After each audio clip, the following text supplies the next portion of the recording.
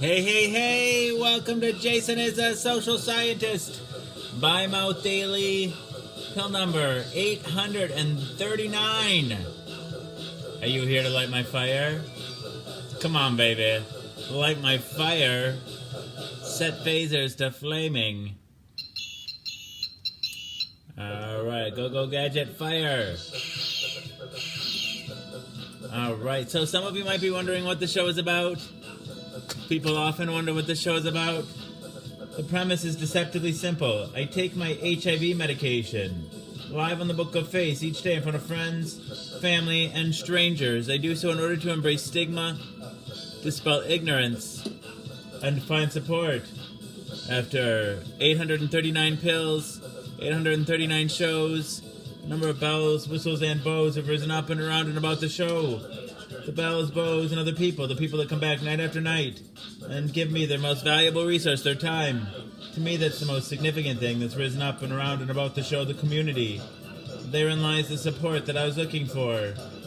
But a number of bells, whistles, and bows have risen up and around and about the show.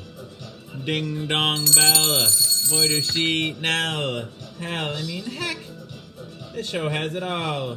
I like to say that it is Cloud Atlas and that it incorporates at least 600 years of entertainment with Edward R. Murrow's radio broadcasts on record and cylinders played on a 19th century Edison home phonograph, along with the nursery rhyme book from my childhood containing woodcut illustrations from the 15th century.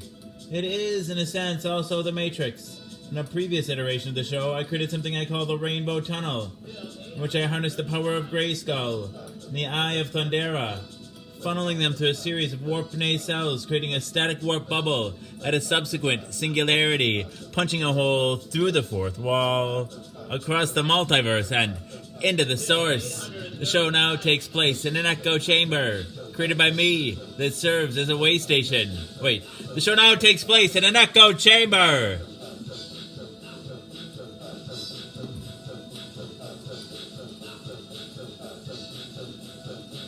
The show now takes place in an echo chamber!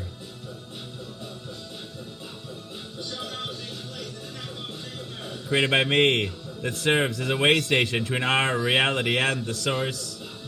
I don't expect lay people to fully understand, as this is advanced social science.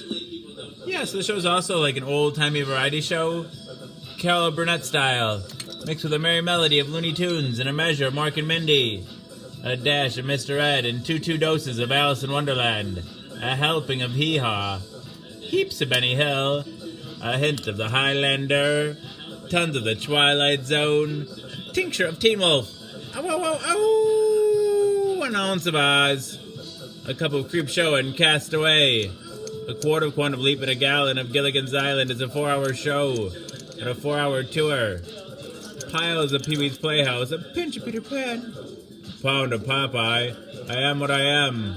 A whole block of Mr. Rogers' Neighborhood and a ration of the Rocky Horror Picture Show.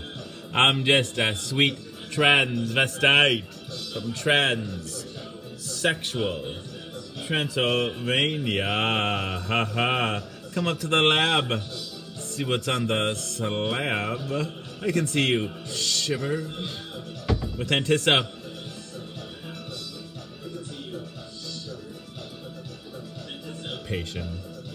Touch me. I want to be dirty. Thrill me. Chill me. Fill me. Creature of the night. An undone Benjamin Button. A corny ear of Dumbo. A college try of I Spy. A couple of raw strokes of Bob Ross. A spoonful of Mary Poppins and the full Monty Python. Finally lump in Rick and Morty with a liter of I Love Lucy in the Sky with Diamonds, and wham bam. Thank you, ma'am. You got the show. Everything is out of place and out of time here, including and especially me. Alice will always be pregnant. Harambe will always be ready for her I-5s, the first and the second coming. Will always be risen, with the Obamas getting blowjobs from the Woodies. The Supermen and their boners will always be spinsters and seamstresses working the sweatshop. The twin towers will always stand with Lady Liberty. You will have their MTV. Pigs will fly. Disco and dance will reign, like men did in the days of old. I write nightly the future history of anachronism for your future children and your elderly grandparents. May they enjoy it now and time immemorial. If I'd have people take only one thing away from this show, it would be the knowledge that HIV is preventable. If you're HIV negative, there's a once-a-day pill you can take. They call it PrEP, pre-exposure protocol. The pill is Truvada, and if you're HIV negative, you take it once a day, and it works like a highly effective chemical condom. It prevents HIV. But if you're already HIV positive like me, treatment is prevention. By taking my medication every day and maintaining an undetectable viral load, it makes it so I'm not contagious. U equals U. Undetectable equals untransmissible. You could fuck me bareback all day long and never catch HIV from me. It's a brave new world. The future is now. And it's 1969. Free love. Woo! Hello, everybody. Mama G, James Nicholson wants me to do karate. I do have an old picture from me in junior high in my karate outfit. Dang it. You want to see? Hey, Rachel. Jacqueline. Hello. Carrie Walker Dunn. Hello. How is everyone? What's the next step? Other places. Hey, thank you, Christian. Other places, they raise the roof. Here we blow the motherfucking roof off and raise the floor. Oh, new baby. That's exciting. Hey, Lindsay, and Sarah, and Sonia. All right, time to raise the floor. Bang, dang, dang. It's good to see you, Joseph Filosa Jr. Hello. Hammer, screw, nail, pound. Hey, John. Construction noises. Dang it.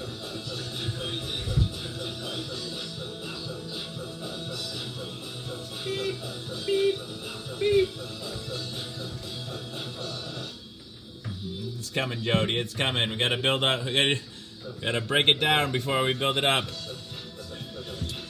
All right.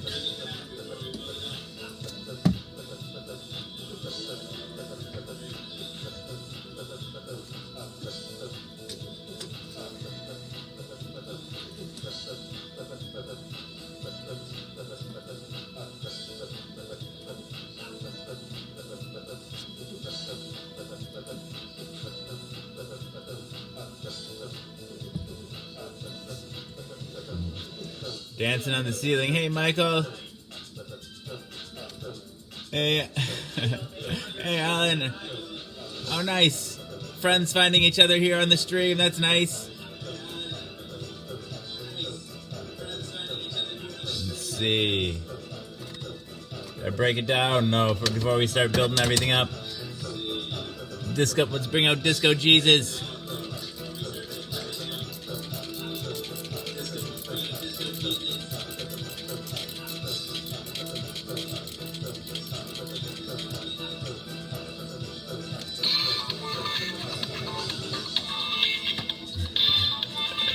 Jody's got it all figured out. Woo!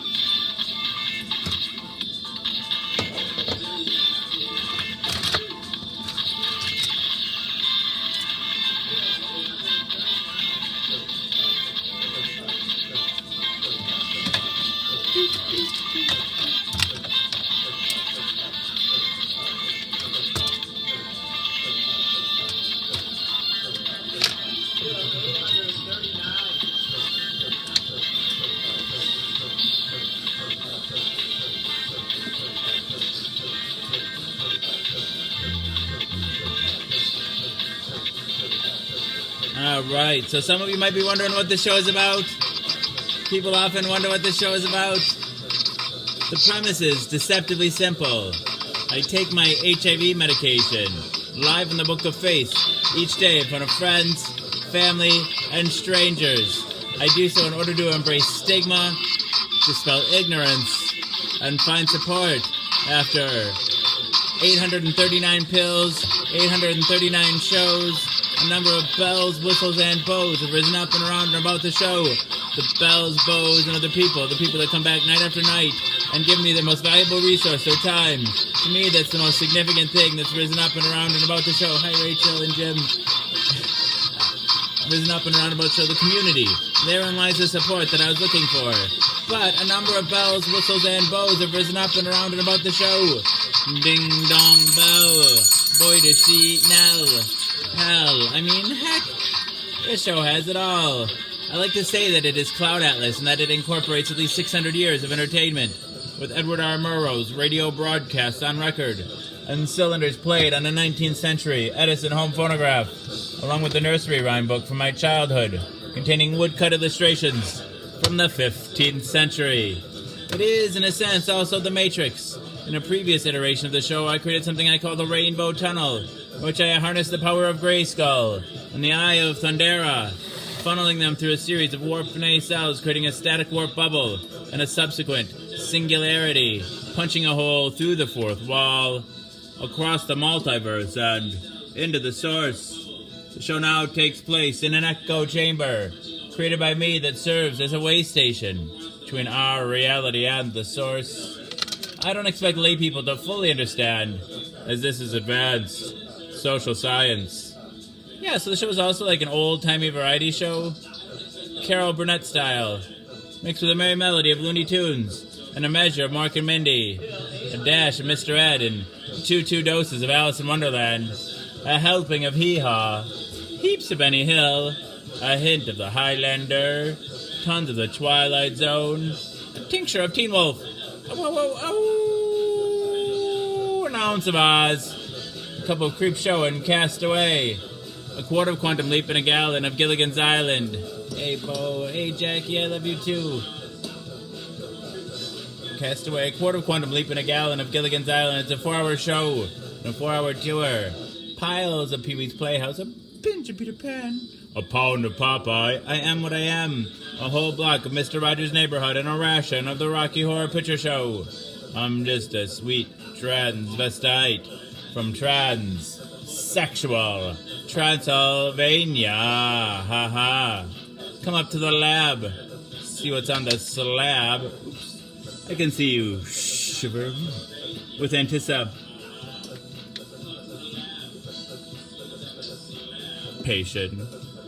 Carrie's on point tonight. Touch me. I want to be dirty. Thrill me. Chill me. Full. Fill me. Creature of the night. An undone Benjamin Button. A corny ear of Dumbo. A college try of I Spy. A couple of raw strokes of Bob Ross. A spoonful of Mary Poppins and the full. Monty. Python. Finally lumping Rick and Morty with a liter of I Love Lucy and the Skywood Diamonds, and wham bam. Thank you, ma'am. You've got the show. Everything is out of place and out of time here, including and especially me. Damn it. Alice will always be pregnant. Harambe will always be ready for her I-5s. The first and the second coming will always be risen with the Obamas getting blowjobs from the Woodies. The Supermen and their boners will always be spinsters and sumptuouses working the sweatshop. The twin towers will always stand with Lady Liberty. You will have their MTV. Pigs will fly. Disco and dance will reign, like men did in the days of old. I write nightly the future history of anachronism for your future children and your elderly grandparents. May they enjoy it now and time immemorial. If I'd have people take only one thing away from this show, it would be the knowledge that HIV is preventable. If you're HIV negative, there's a once-a-day pill you can take. They call it PrEP, pre-exposure protocol. The pill is Truvada, and if you're HIV negative, you take it once a day, and it works like a highly effective chemical condom. It prevents HIV. But if you're already HIV positive like me, treatment is prevention. By taking my medication every day and maintaining an undetectable viral load, it makes it so I'm not contagious. U equals you. Undetectable equals untransmissible. You could fuck me bareback all day long and never catch HIV from me. It's a brave new world. The future is now. And it's 1969. Free love. Woo.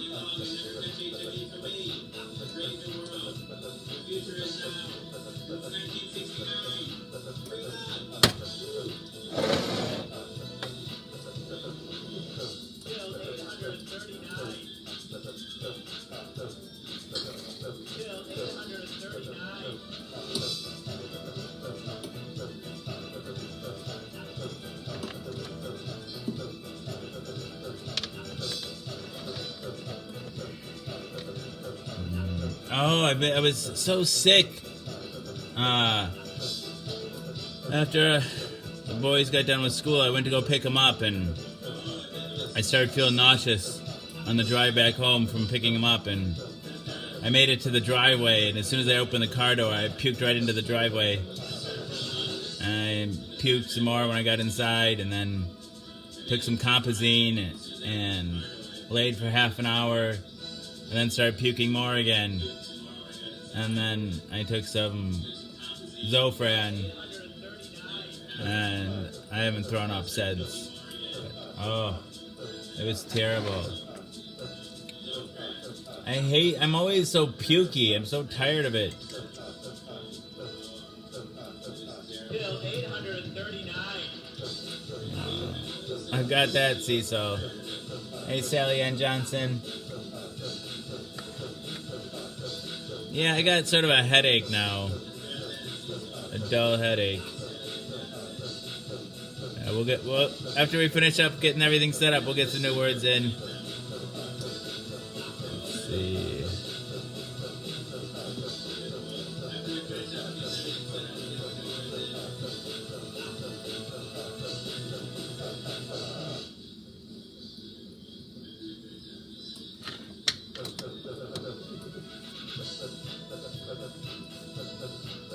Compazine is better. I have no idea. No idea, Mama G. Hey, Robin.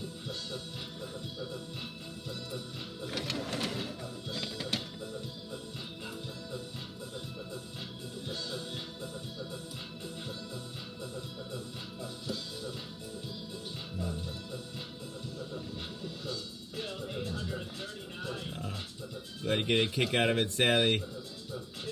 All right, John. Communion.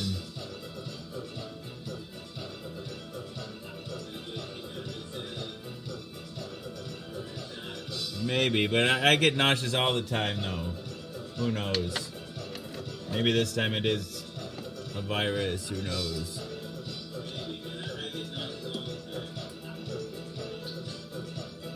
Sometimes I think it's anxiety. I don't think that was it today. Who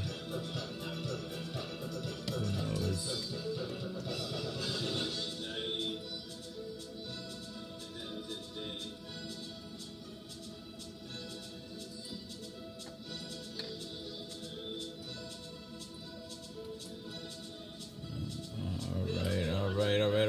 All right. Where's my trolley? Dang it, Dag. Where's my trolley?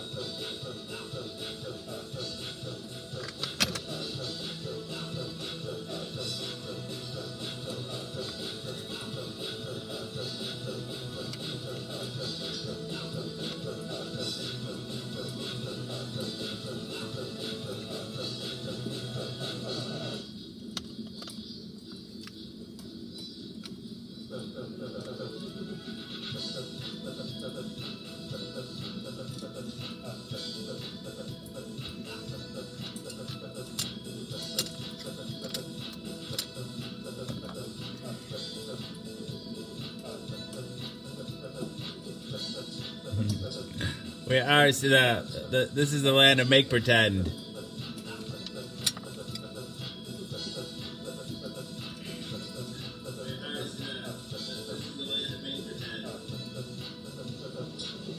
Bill 839.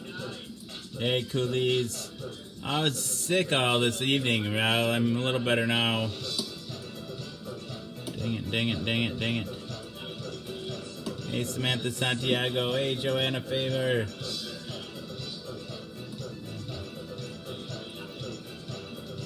So nice to see everyone.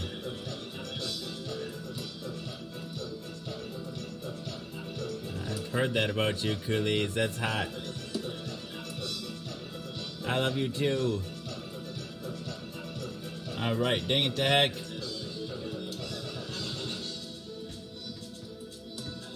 Thanks, Ral. Thank you.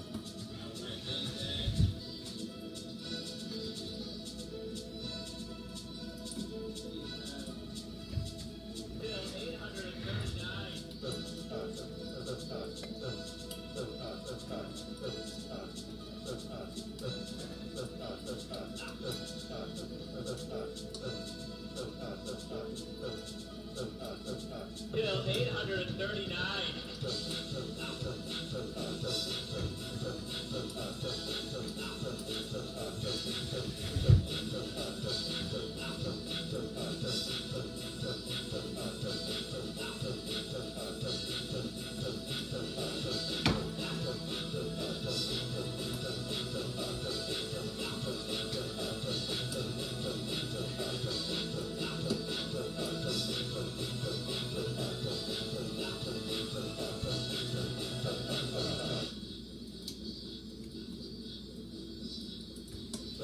Alright, Go Gadget Mini Fireplace.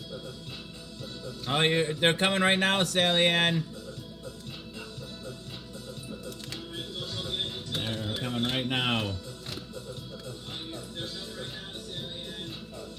Alright, new words of the day. Yesterday's words of the day were create pleasure. Today we have... Alright. The first new word of the day is luscious. Luscious. That's a fun one.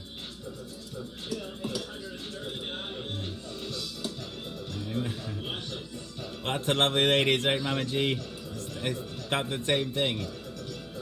Alright, the next new word of the day is the best. I don't like that. That's 2 words. Doesn't count. Alright, the next new word of the day is dirty and luscious. Now that's a better combination.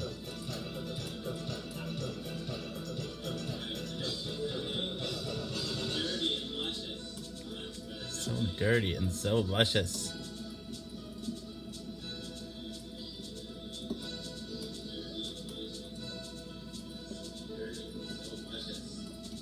Bill 839.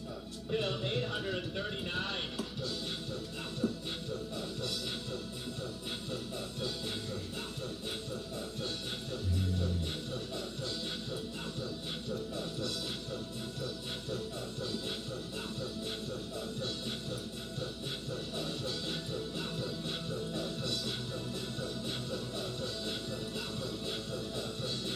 Good enough.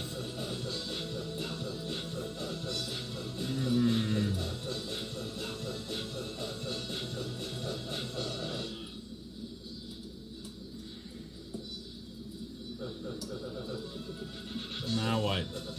Now what?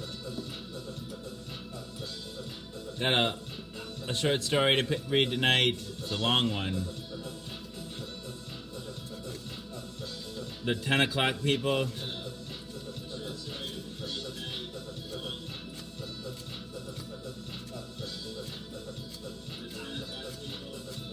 It's a really long one.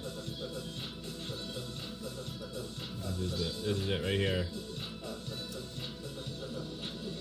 Bill 839. 65 pages. 839.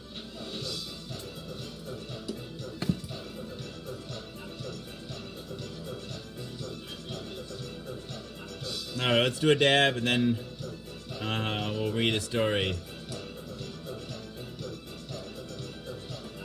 Okay, we're all set up here.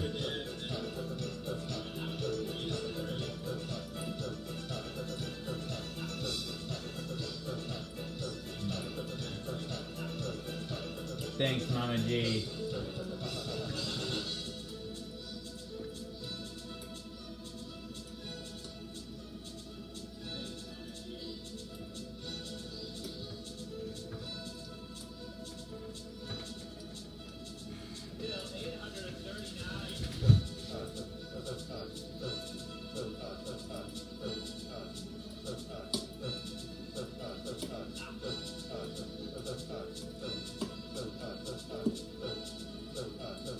Bill 839.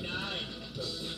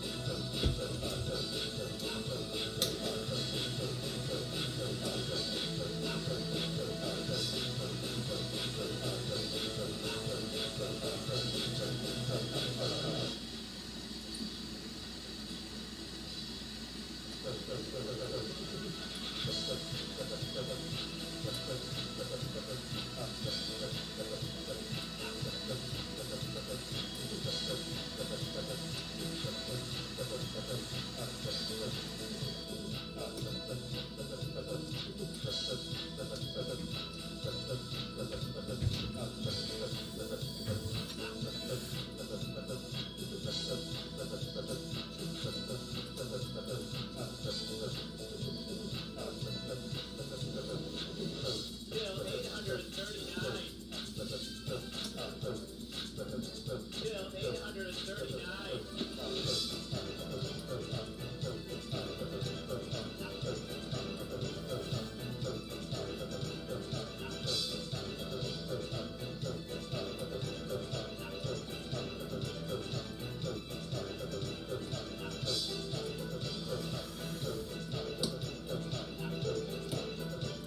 Oh, thanks, Gary. I don't know where my trivia questions are right now. Laura did some cleaning. I don't know where anything is right now.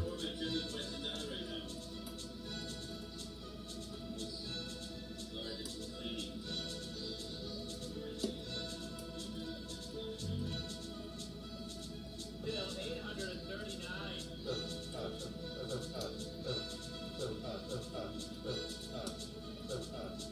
Communion. Dang it, right to heck. Bill 839.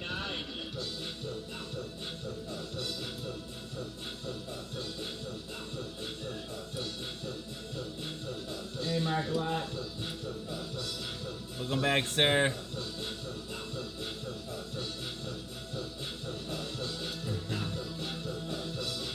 That's Laura's edition, the Monster High Doll. Frankie, I think that's her name.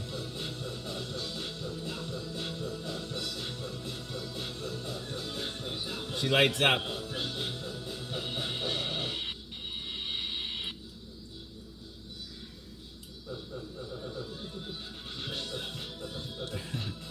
Right to heck, Mama G.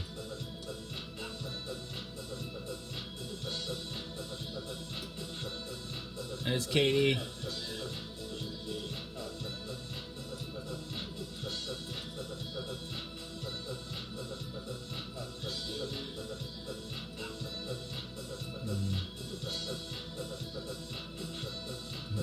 Oh, nice. That's fun. Electrifying. Bill 839.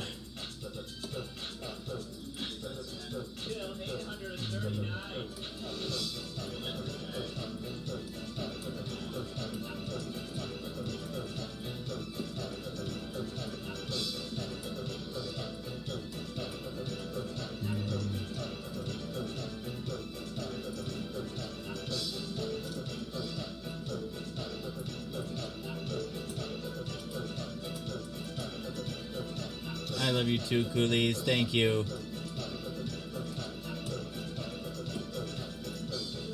A list of what? Who's naughty and nice?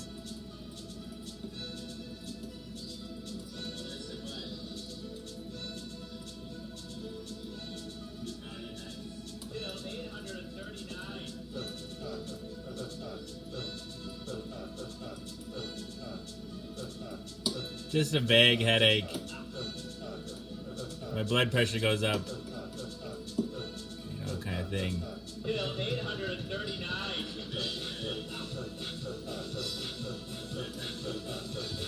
I'll just say it. So yeah, like I thought it was going away, but then I jerked off before the show started, and that brought my headache back up. I mean, my blood pressure going up. I thought it was gone, and then it came back.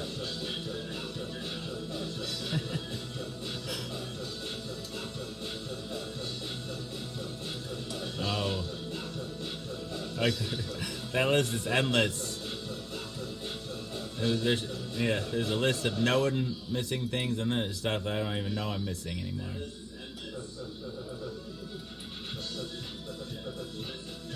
Everything's missing if it's not right in front of me.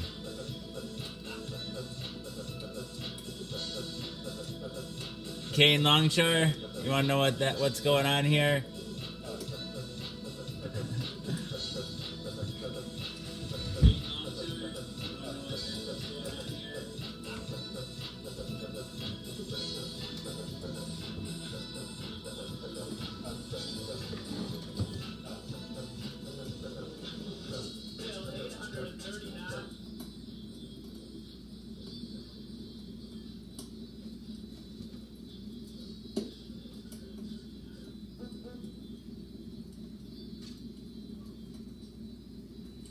Kane Longshore, we love you!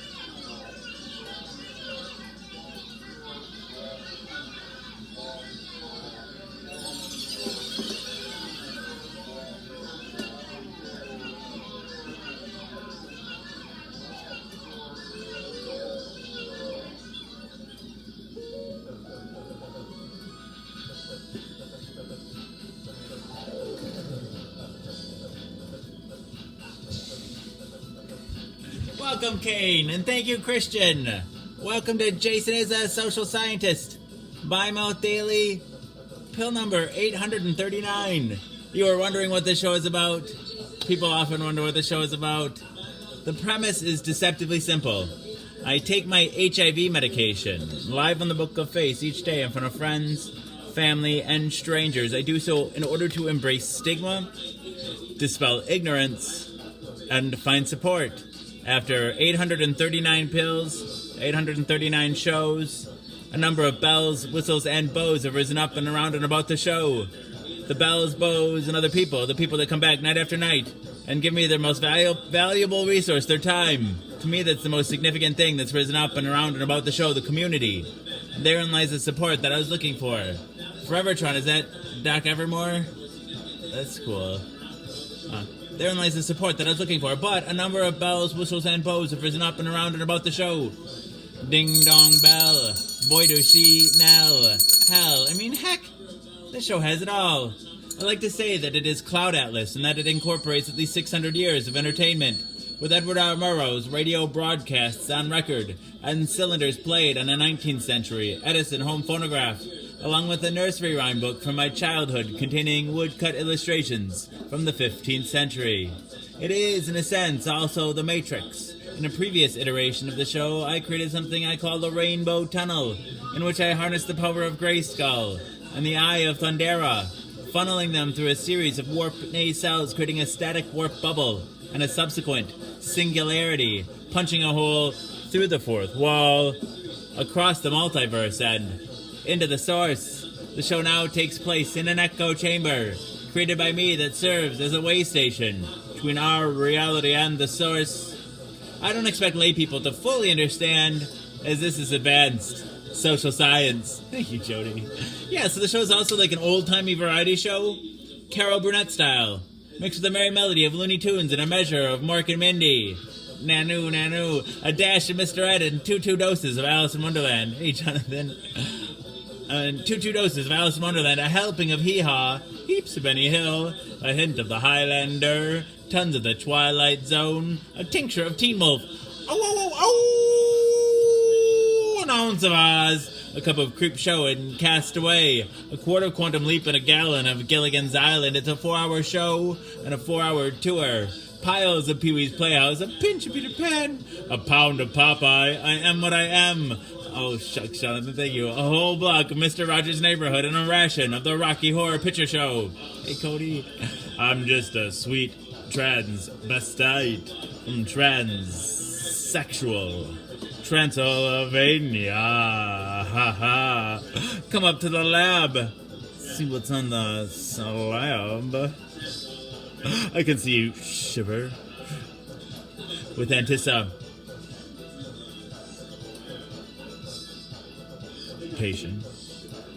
Touch me, I wanna be dirty. Thrill me, chill me, full. Bill me, creature of the night. Here comes Laura. An undone Benjamin Button, a corny ear of Dumbo, a college try of I Spy, a couple of raw strokes of Bob Ross, a spoonful of Mary Poppins in the full, Monty, Python, finally lump in Rick and Morty with a liter of I Love Lucy in the sky with diamonds, and wham bam. Thank you, ma'am. You've got the show. Everything is out of place and out of time here, including and especially me. Alice will always be pregnant. Harambe will always be ready for her I-5s the first. On the second coming, will always be risen with the Obamas getting blowjobs from the Woodies, the Supermen, and their boners will always be spinsters and seamstresses working the sweatshop. The Twin Towers will always stand with Lady Liberty. You will have their MTV. Pigs will fly. Disco and dance will reign like men did in the days of old. I write nightly the future history of anachronism for your future children and your elderly grandparents. May they enjoy it now and time immemorial.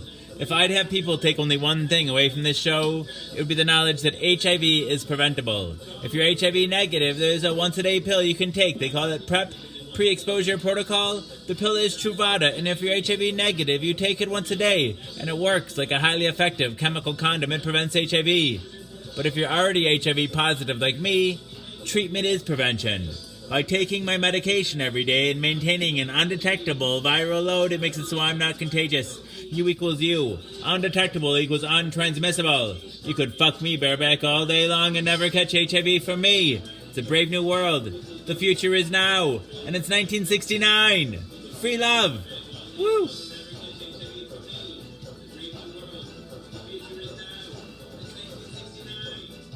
So that's the show in a fairly large nutshell. Dang it, dang it, dang it, dang it, dang it, dang it.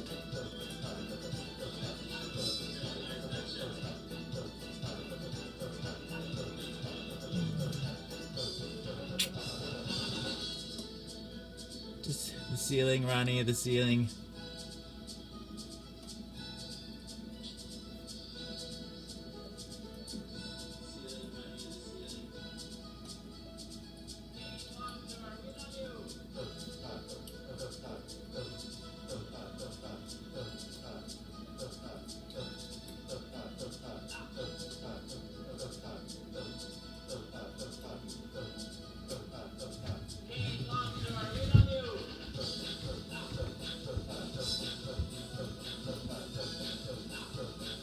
Oh, thank you, Kate. Thank you. Oh, that's kind of you.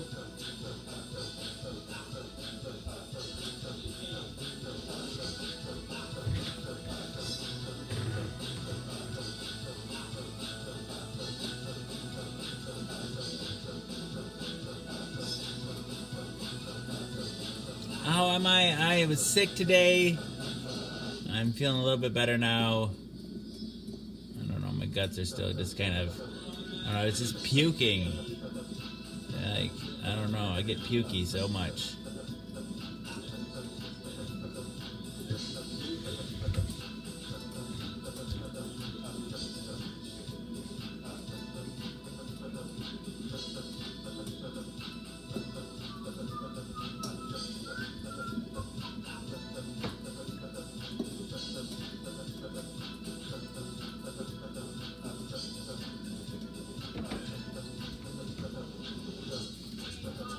I'm gonna dang the dang show a couple times here. Good to see you too, Ronnie. Thank you. How are you doing?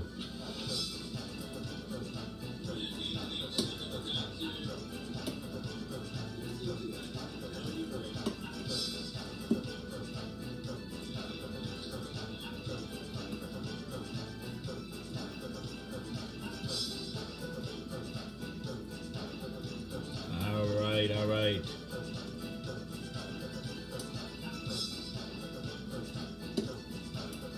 So advertise your business on Facebook. That's a big group. Let's see, and then we'll just go to all the Facebook ones. Facebook live streaming.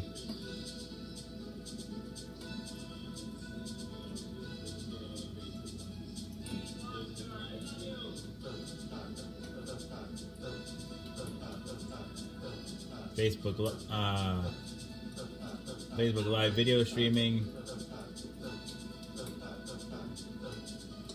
Facebook live streaming.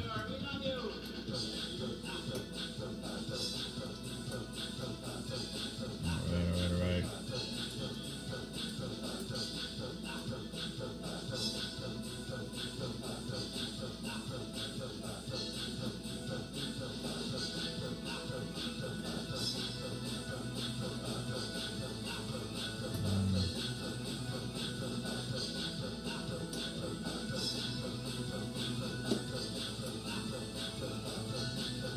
Thanks, Cody.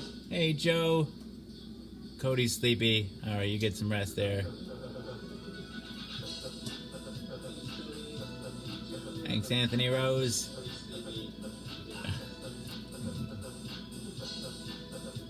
Glad I could give you some entertainment. Let's see here.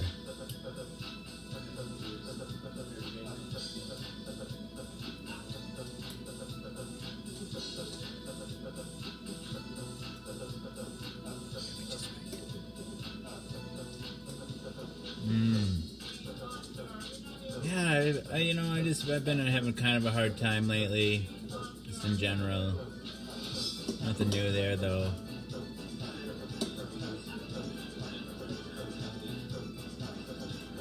Just been feeling down.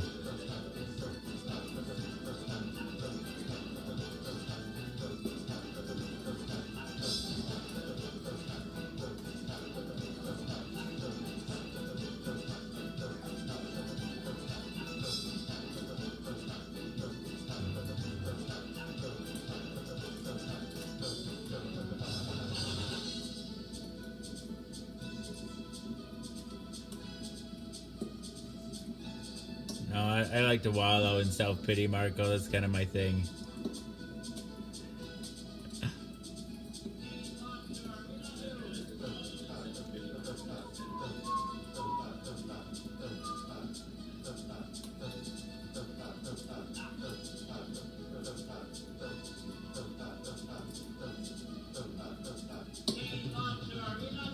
I don't know, I struggle with anxiety and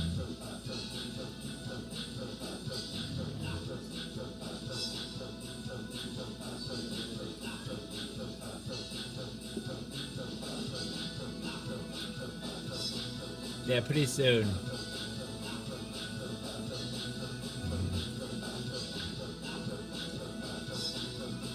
That's not very good advice.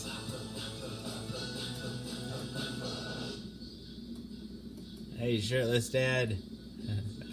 That's how I measure time too. It's cool. Sorry, Bo. That's rough.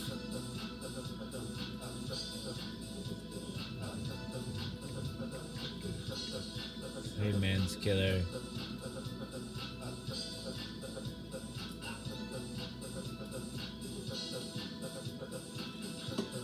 It does. I think just talking about it helps Aaron. Did you say something, Laura? Hearing things.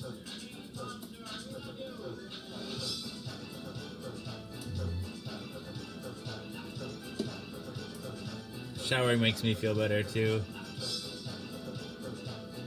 I always resist it though.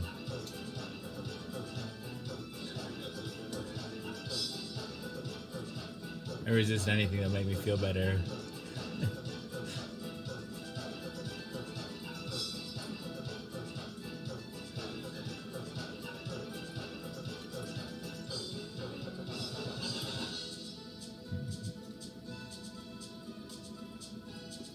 We missed you, shirtless dad.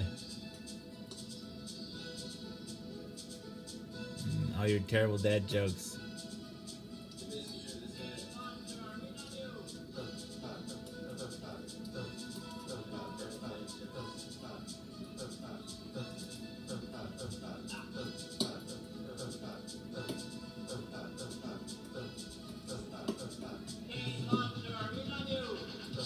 Laura's talking. I don't know if she's talking to me. I'm gonna go see.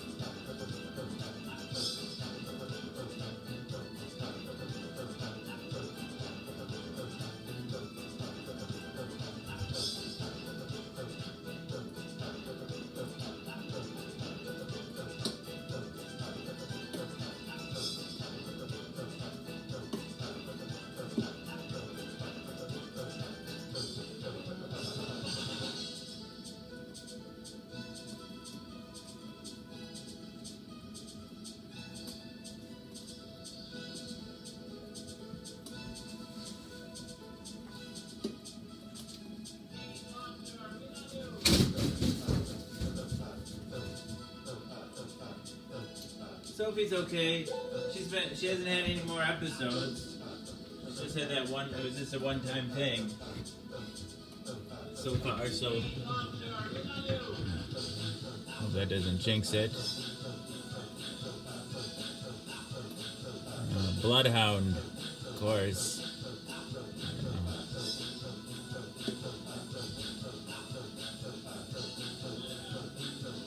Let's see.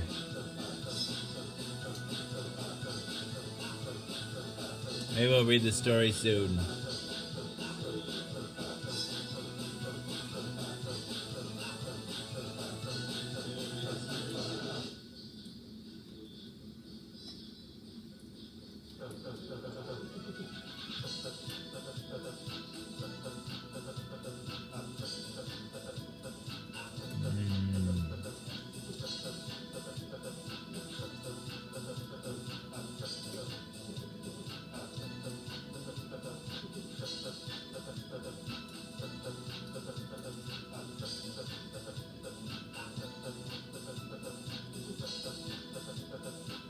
And Sophie just like passed out I don't know. I didn't see it. Well, it happened the other. It was during the show, and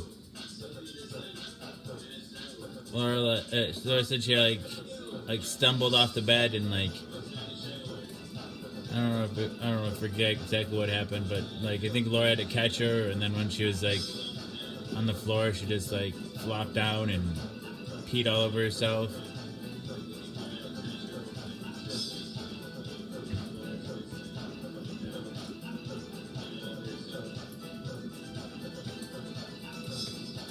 "4 hours, Jody, usually. Unless I'm just not feeling up to doing a full show. And then I'll just set my alarm to like get up and just take the pill. I'll say the premise once and then pop the pill. It's more like between 4 and 10 minutes usually.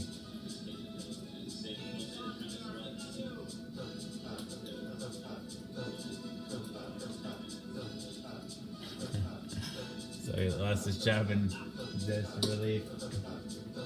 Nice.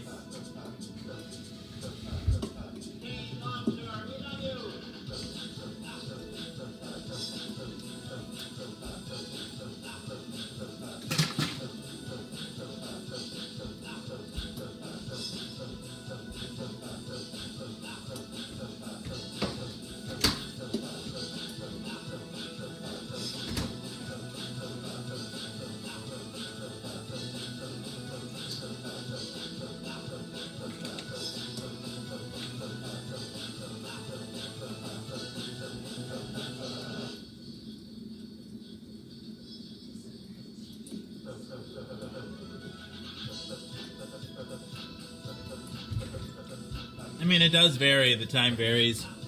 It's always in the middle of the night, my time, pretty much. But it's been probably 8 years since it started this early. But as early as 9 p.m. To starting as late as 2 a.m. my Central Standard Time. But usually I try to set it. I've been pretty consistent about this lately. Like, I started about like 10 to 15 minutes after 12:20, because then the show will at least make it till 4:20. So usually like 12:35, 12:40, my time I start. What time is it right now? It's 1:35 right here, right now. Yeah, it's probably a seizure. At first I thought it might be her heart, because that's how our other boxer just like had episodes of like syncope like that. But I think they're not really supposed to pee on themselves. With the heart thing.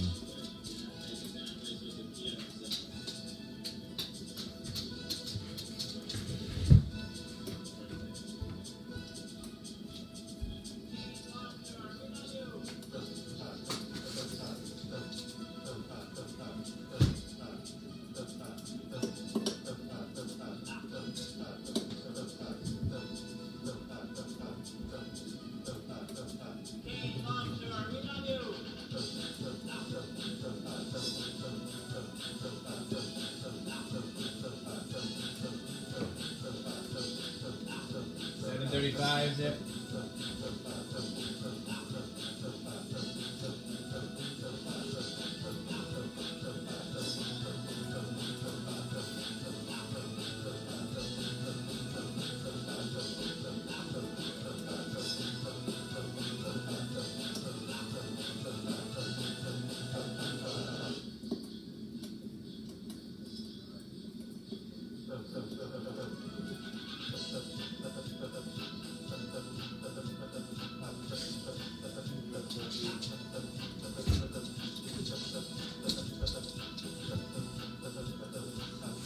I'm not looking forward to cleaning the deck when the snow melts. Oh my god. There's like layers of poop and then layers of snow and then layers of poop and then layers of snow, layers of poop and layers of snow.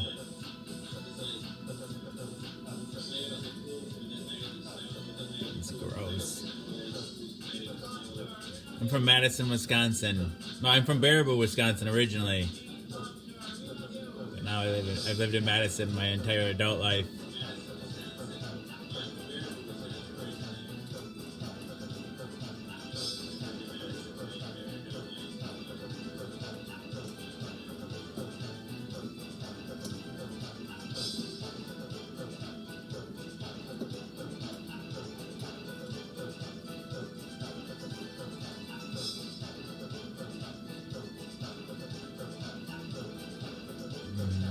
Yeah, that won't be fun.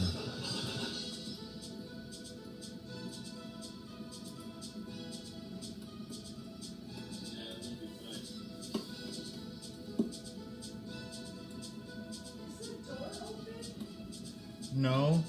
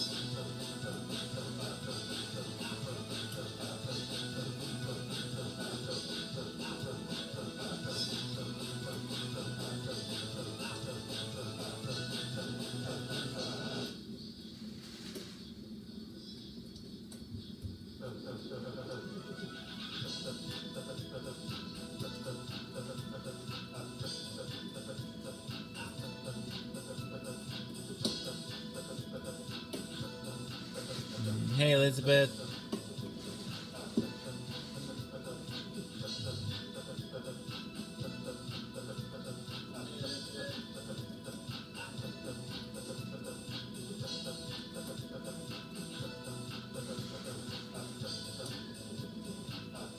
My kid was talking again today about his fear of death. I was seeing that maybe the algorithm and Facebook listens to my conversations, but I'm seeing a lot of links or a lot of posts about that too. People talking about their fear of death.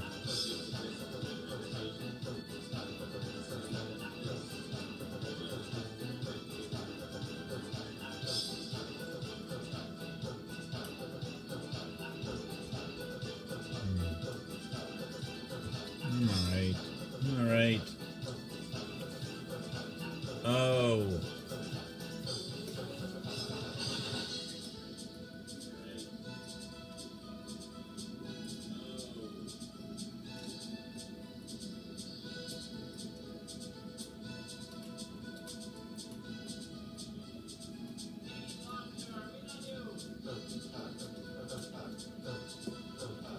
Sorry, Bo. It bothers me quite a bit too.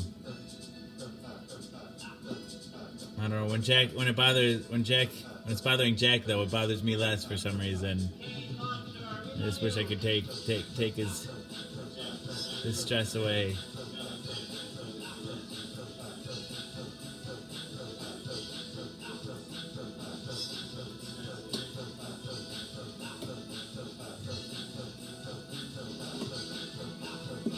Hey Ben, good to see you.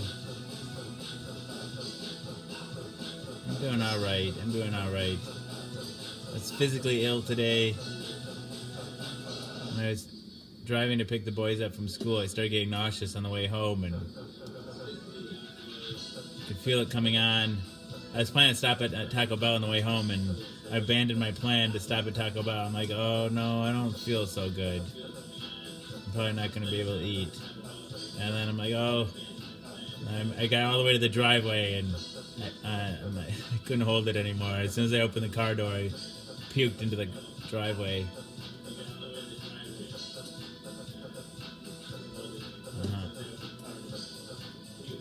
Yeah, I could tell I wasn't hungry.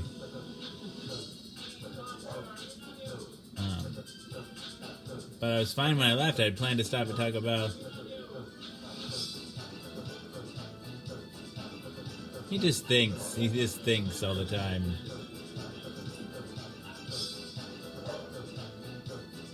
Yeah, it was really bad. And then I puked in the driveway. I puked a few more times in the bathroom. I was able to swallow Compazine, and I kept it down for like a half an hour at least, and that usually does the trick for me. I like half an hour of Compazine, I'm usually okay, but then I end up could feel it coming on while I was lying down, and I'm like, oh god, I'm gonna puke all over again. And then I took some ODT, Zofran, Maybe the Compazine would have kicked in, after 45, but regardless, like, the nausea's gone now. I just have a vague headache.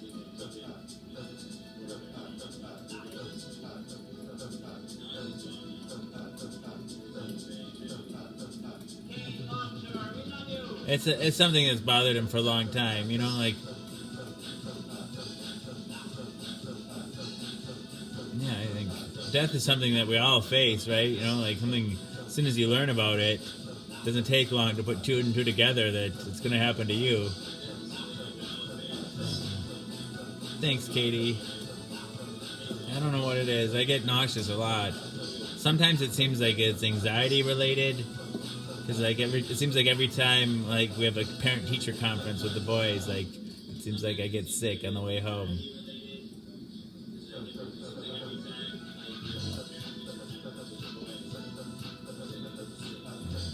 Oh, yeah. I'm drinking orange juice right now. I was craving that.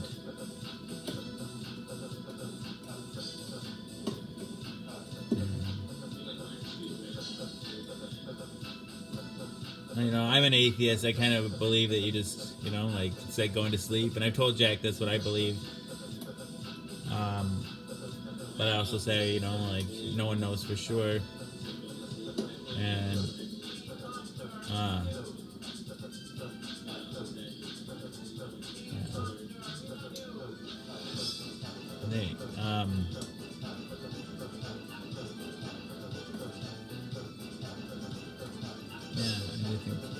We all fear the unknown.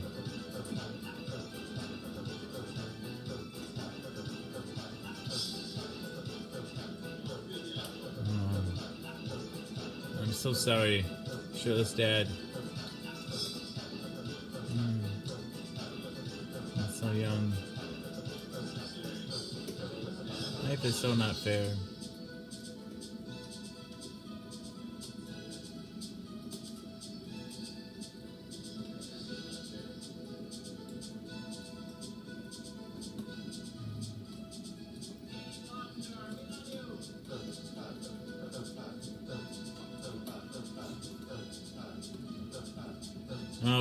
I'm always afraid of the next shoe gonna drop, right?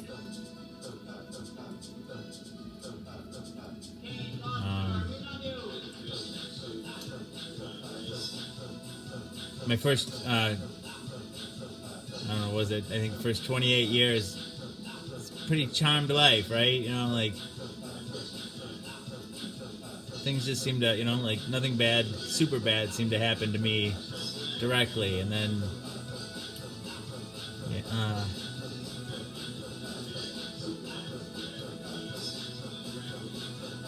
don't know. And then my parents died, and then my plan just all blew up, right? And it's just like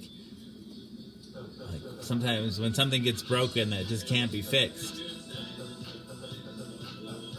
just I don't know. Then you have this sudden realization that life might not turn out the way you thought it was going to turn out. You just have to deal with how it is.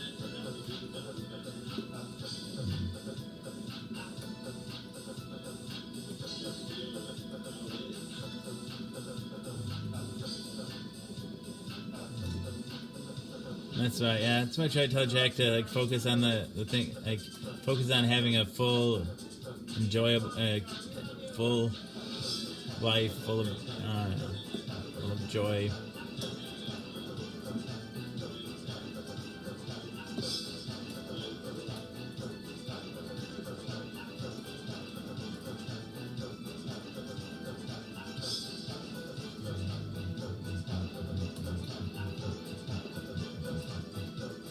I'm gonna get some more orange juice.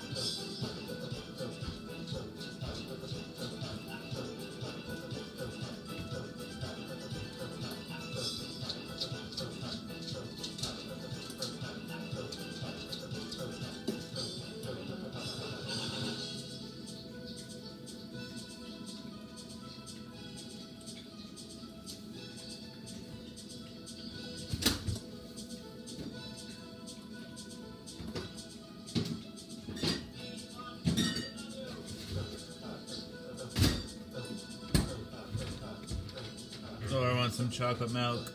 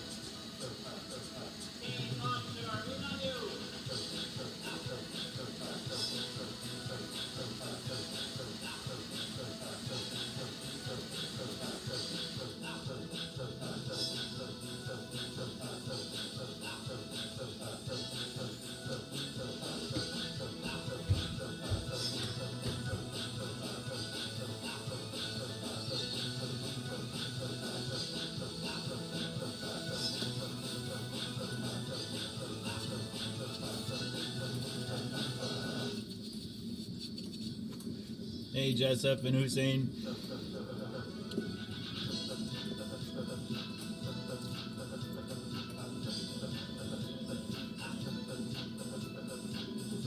Communion. Communion.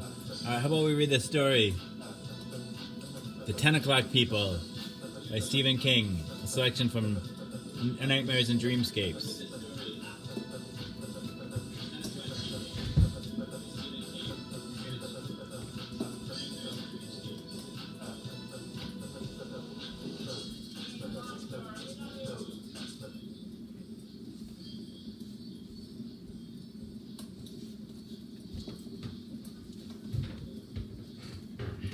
Chapter 1.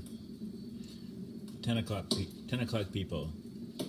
Pearson tried to scream, but shock robbed his voice, and he was able to produce only a low, choked whuffling, the sound of a man moaning in his sleep.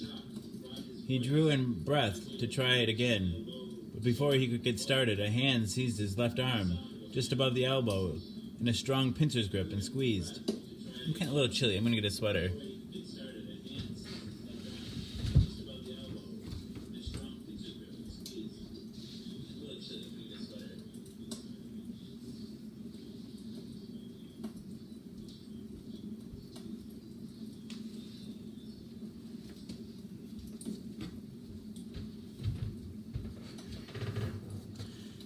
Pearson looked around.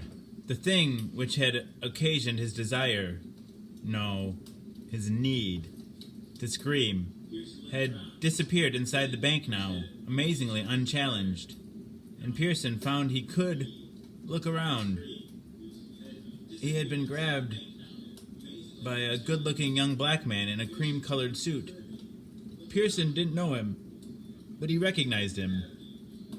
He sight-recognized most of the odd little sub-tribe he'd come to think of as the 10 o'clock people, as he supposed they recognized him. The good-looking young black man was watching him warily. "Did you see it?" Pearson asked. The words came out in a high-pitched, nagging whine that was totally unlike his usual confident speaking voice. The good-looking young black man had let go of Pearson's arm when he became reasonably convinced that Pearson wasn't going to shock the plaza in front of the First Mercantile Bank of Boston with a volley of wild screams. Pearson immediately reached out and gripped the young black man's wrist. It was as if he were not yet capable of living without the comfort of the other man's touch. The good-looking young black man made no effort to pull away, only glanced down at Pearson's hand for a moment before looking back up into Pearson's face. "I mean, did you see it? Horrible! Even if it was makeup or some kind of mask someone put on for a joke." But it hadn't been makeup, and it hadn't been a mask. The thing in the dark gray Anderseer suit and $500 shoes had passed very close to Pearson, almost close enough to touch. "God forbid," his mind interjected with a helpless cringe of revulsion. And he knew it hadn't been makeup or a mask, because the flesh on the huge protuberance Pearson supposed was its head had been in motion, different parts of it moving in different directions, like the bands of exotic gases surrounding some planetary giant. "Friend," the good-looking young black man in cream-colored suit began, "you need..." "What was it?" Pearson broke in. "I never saw anything like that in my life. It was like something you'd see in a sideshow or... His voice was no longer coming from its usual place inside his head. It seemed to be drifting down from some place above him. Instead, as if he'd fallen into a snare or a crack in the earth, and that high-pitched nagging voice belonged to somebody else. Somebody who wasn't speaking down to him. Somebody who was speaking down to him. "Listen, my friend. There was something else, too." When Pearson had stepped through the revolving doors just a few minutes ago with an unlit Marlboro between his fingers, the day had been overcast, threatening rain, in fact. Now everything was not just bright, but over-bright. The red skirt on the pretty blonde standing beside the building 50 feet or so farther down, she was smoking a cigarette and reading a paperback, screamed into the day like a fireball. The yellow of a passing delivery boy's shirt stung like the barb of a wasp. People's faces stood out like the faces in his daughter Jenny's beloved pop-up books. And his lips. He couldn't feel his lips. They'd gone numb, the way they sometimes did after a big shot of Novocaine. Pearson turned to the good-looking man in the cream-colored suit and said, "This is ridiculous, but I think I'm going to faint." "No, you're not," the young man said, and he spoke with such assurance that Pearson believed him, at least temporarily. The hand gripped his arm above the elbow again, but much more gently this time. "Come on over here. You need to sit down." There were circular marble islands about 3 feet high scattered around the broad plaza in front of the bank, each containing its own variety of late summer, early fall flowers. There were 10 o'clock people sitting on the rims of most of these upscale flower tubs, some reading, some chatting, some looking out at the passing rivers of foot traffic on the sidewalks of Commercial Street, but all of them doing the thing that made the 10 o'clock people, the thing Pearson had come downstairs and outside to do himself. The marble island closest to Pearson and his new acquaintance contained asters, their purple miraculously brilliant to Pearson in his heightened state of awareness. Its circular rim was vacant, probably because it was going on for 10 past the hour now, and people had begun to drift back inside. "Sit down," the young black man in the cream-colored suit invited, and although Pearson tried his best, what he ended up doing felt more like falling than sitting. At one moment, he was standing beside the reddish-brown marble island, and then somebody pulled the pins in his knees and he landed on his ass hard. "Bend over now," the young man said, sitting down beside him. His face had remained pleasant throughout the entire encounter, but there was nothing pleasant about his eyes. They combed rapidly and back and forth across the plaza. "Why?" "To get the blood back into your head," the young black man said. "But don't make it look like that. Make it look like you're just smelling the flowers." "Look like to who?" "Just do it, okay?" The smallest tinge of impatience had crept into the young man's voice. Pearson leaned his head over and took a deep breath. The flowers didn't smell as good as they looked, he discovered. They had a weedy, faintly dog-pissy smell. Still, he thought his head might be clearing just a tiny bit. "Start saying the states," the black man ordered. He crossed his legs, shook out the fabric of his pants to preserve the crease, and brought a package of Winston's out of an inner pocket. Pearson realized his own cigarette was gone. He must have dropped it in that first shocked moment when he had seen the monstrous thing in the expensive suit crossing the west side of the plaza. "The States?" he said blankly. The young black man nodded. I don't know why I have to say that every time. Produced a lighter that was probably quite a bit less expensive than it looked at first glance, and lit his cigarette. "Start with this one, and work your way west," he invited.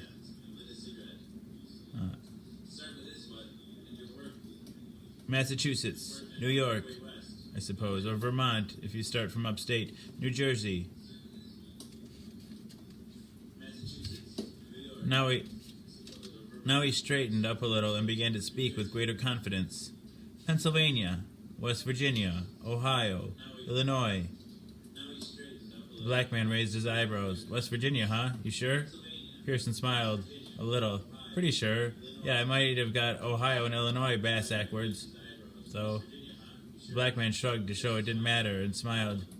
"You don't feel like you're going to faint anymore, though I can see you don't. And that's the important part. Want a butt?" "Thank you," Pearson said gratefully. He did not just want a butt, he felt that he needed one. "I had one, but I lost it." "What's your name?" The black man poked a fresh Winston between Pearson's lips and snapped a light to it. "Dudley Reinman. You can call me Duke." Pearson dragged deeply on the cigarette and looked toward the revolving doors which gave ingress upon all the gloomy depths and cloudy heights of the First Mercantile. "That wasn't just a hallucination, was it?" he asked. "What I saw? You saw it too, right?" Reinman nodded. "You didn't want him to know I saw him," Pearson said. He spoke slowly, trying to put it together on his own. His voice was back in its usual spot again, and that alone was a big relief. Reinman nodded again. "But how could I not see him? And how could he not know it?" "Did you see anyone else getting ready to holler themselves into a stroke like you were?" Reinman asked. "See anybody else even looking the way you were? Me, for instance?" Pearson shook his head slowly. He now felt more than just frightened. He felt totally lost. "I got between you and him the best I could. I don't think he saw you, but for a second or two there it was close. You looked like a man who just saw a mouse crawl out of his meatloaf. You're in collateral loans, aren't you?" "Oh, yes. Brandon Pearson. Sorry. I'm in computer services myself, and it's okay. Seeing your first Batman can do that to you." Duke Reinman stuck out his hand, and Pearson shook it, but most of his mind was one turn back. "Seeing your first Batman can do that to you," the young man had said, and once Pearson had jettisoned his initial image of the caped crusader swinging his way between the Art Deco spires of Gotham City, he discovered that wasn't a bad term at all. He discovered something else as well, or perhaps rediscovered it. It was good to have a name for something that frightened you. It didn't make the fright go away, but it went a long way toward rendering the fright manageable. Now he deliberately replayed what he had seen, thinking, Batman. It was my first Batman, as he did it. He had come out through the revolving doors thinking of only one thing, the same thing he was always thinking about when he came down at 10, how good that first rush of nicotine was going to feel when it hit his brain. It was what made him a part of the tribe. It was his version of phylacteries or tattooed cheeks. Gotta look up what a phylactery is.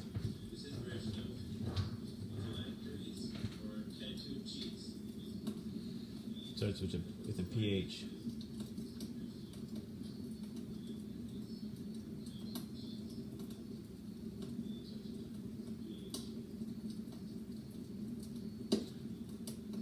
A small leather box containing Hebrew texts on vellum, worn by Jewish men at morning prayer as a reminder to keep the law.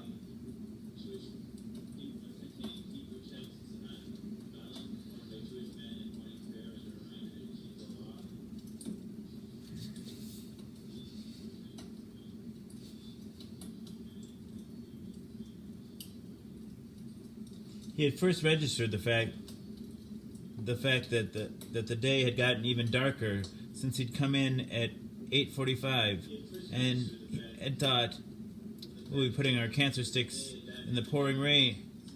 We'll be puffing our cancer sticks in the pouring rain this afternoon, the whole damn bunch of us.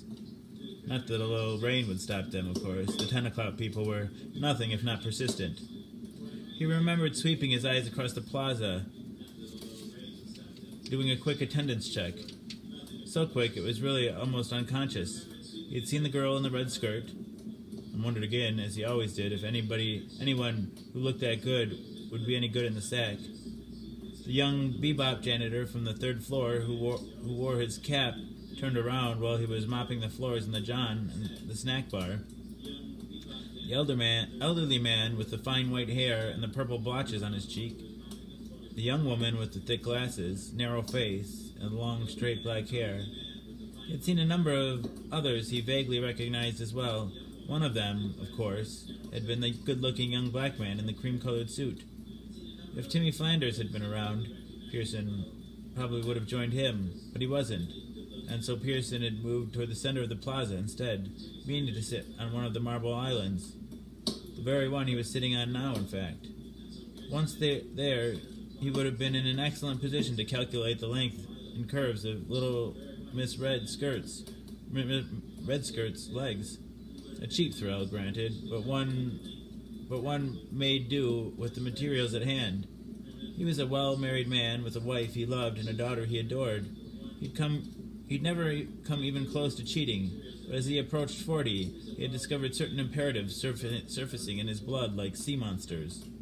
And he didn't know how any man could help staring at a red skirt like that, wondering just a little if the woman who was wearing matching underwear beneath. He had barely gotten moving when the newcomer had turned the corner of the building and begun mounting the plaza steps. Pearson had caught movement in the corner of his eye, and under ordinary circumstances he would have dismissed it. It was the red skirt he had been concentrating on just then, short, tight, and as bright as the side of a fire engine. But he had looked, because, even from the corner of his eye, and with other things on his mind, he had registered something wrong with the face, and the head that went with the approaching figure.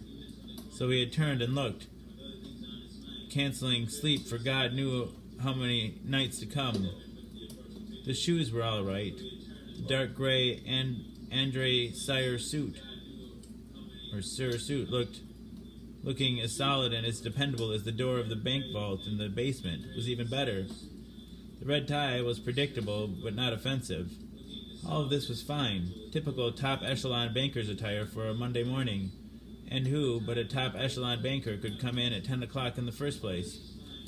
It wasn't until you got to the head that you realized that you had either gone crazy or were looking at something for which there was no entry in the World Book Encyclopedia.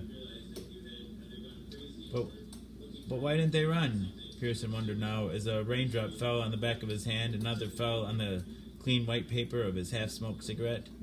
They should have run screaming the way people run from the giant bugs in those 50s monster movies.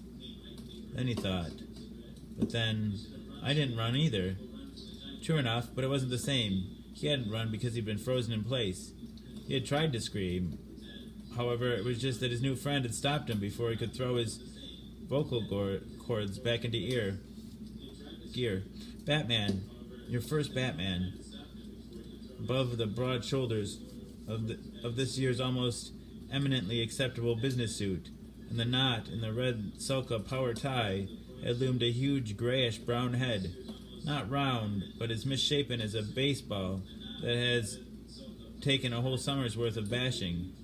Black lines, veins perhaps, pulsed just below the surface of the skull in meaningless road map squiggles, and the area that should have been its face but wasn't, not in any human sense anyway, had been covered with lumps that bulged and quivered like tumors possessed of their own terrible semi-sentient life. Its features were rudimentary and pushed together. Flat black eyes, perfectly round, that stared avidly from the middle of its face like the eyes of a shark or some bloated insect. Malformed ears with no lobes or pinnae. It hadn't had a nose, at least none that Pearson could recognize, although two tusk-like protuberances had jutted from the spiny tangle of hair that grew just below its eyes. Most of the thing's face had been mouth, a huge black crescent ringed with triangular teeth. To a creature with a mouth like that, Pearson had later thought, bolting one's food would be a sacrament. I don't know what that means.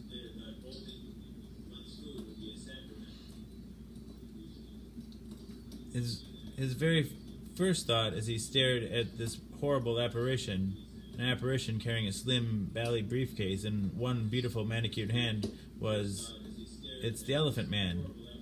But he now realized the creature had been nothing at all like the misshapen but essentially human creature in that old movie. Duke Ryman was closer to the mark. Those black eyes, that drawn-up mouth, were features he associated with furry squeaking things that spent their nights eating flies and their days hanging head down in dark places. But none of that was what had caused him to try that first scream. That need had come when the creature in the Andre Sire suit walked past him, its bright, bug-like eyes already fixed on the revolving doors. It was at its closest in that second or two, and it was then that Pearson had seen its tumorous face somehow moving below the models of Corsair which grew from it. He didn't know how such a thing could possibly be, but it was. He was watching it happen, observing the man's flesh crawling around the lumpy curves of its skull and rippling along the thick cane head shape of its jaw in alternating bands. Between these he caught glimpses of some gruesome raw pink substance that he didn't even want to think about. And now that he remembered, it seemed that he could not stop thinking about it. More raindrops splattered on his hands and face. Next to him, on the curved lip of marble, Reinman had took a final drag on his cigarette, pitched away and stopped. "Come on," he said. "It's starting to rain." Pearson looked at him with wide eyes. Then he looked toward the bank. The blonde in the red skirt was just going in, her book now tucked under her arm. She was being closely followed and closely observed by the old party with the tycoon's shock of fine white hair. Pearson flicked his eyes back to Reinman and said, "Go in there? Are you serious? That thing went in there." "I know." "You want to hear something totally nuts?" Pearson asked, tossing his own cigarette away. He didn't know where he was going now. Home, he supposed. But he knew one place he was most assuredly not going, and that was back inside the First Mercantile Bank of Boston. "Sure," Reinman agreed. "Why not?" That thing looked quite a lot like our revered Chief Executive Officer, Douglas Kiefer. Until you got to the head, that is. Same taste in suits and briefcases. "What a surprise," Duke Reinman said. Pearson measured him with an uneasy eye. "What do you mean?" "I think you already know, but you've had a tough morning, and so I'll spell it out for you. That was Kiefer." Pearson smiled uncertainly. Reinman didn't smile back. He got to his feet, gripped Pearson's arms, and pulled the older man forward until their faces were only inches apart. I saved your life just now. Do you believe that, Mr. Pearson? Pearson thought about it and discovered that he did. That alien bat-like face with its black eyes and clustered bunches of teeth hung in his mind like a dark flare. Yes, I guess I do. Okay, then do me the credit of listening carefully as I tell you 3 things. Will you do that? Yes, sure. First thing, that was Douglas Kiefer, CEO of the First Mercantile Bank of Boston, close friend of the mayor, and incidentally, honorary chairman of the current Boston Children's Hospital Fund Drive. Second thing, there are at least 3 more bats working in the bank, one of them on your floor. Third thing, you are going back in there, if you want to go on living, that is. Pearson gaped at him, momentarily incapable of reply. If he'd tried, he would have produced only more of those fuzzy, waffling sounds. Reinman took him by the elbow and pulled him toward the revolving doors. Come on, buddy, he said, and his voice was oddly gentle. The rain's starting to come down. If we stay out here much longer, we'll attract attention, and people in our position can't afford to do that. Pearson went along with Reinman at first. Then the thought of the way the black nests of lines on the thing's head had pulsed and squiggled. The image brought him to a cold stop just outside the revolving doors. The smooth surface of the plaza was not wet enough to reveal another Brandon Pearson below him, a shimmery reflection that hung from his own heels like a bat of a different color. I don't think I can, he said in a halting, humble voice. You can, Reinman said. He glanced momentarily down at Pearson's left hand. Married, I see. With kids? 1, a daughter. Pearson was looking down into the bank's lobby. The glass panels in the revolving door were polarized, making the big room beyond them look very dark, like a cave, he thought. A bat cave filled with half-blind disease carriers. You want your wife and kid to read in the paper tomorrow that the cops dragged Dada out of Boston Harbor with his throat cut? Pearson looked at Reinman with wide eyes.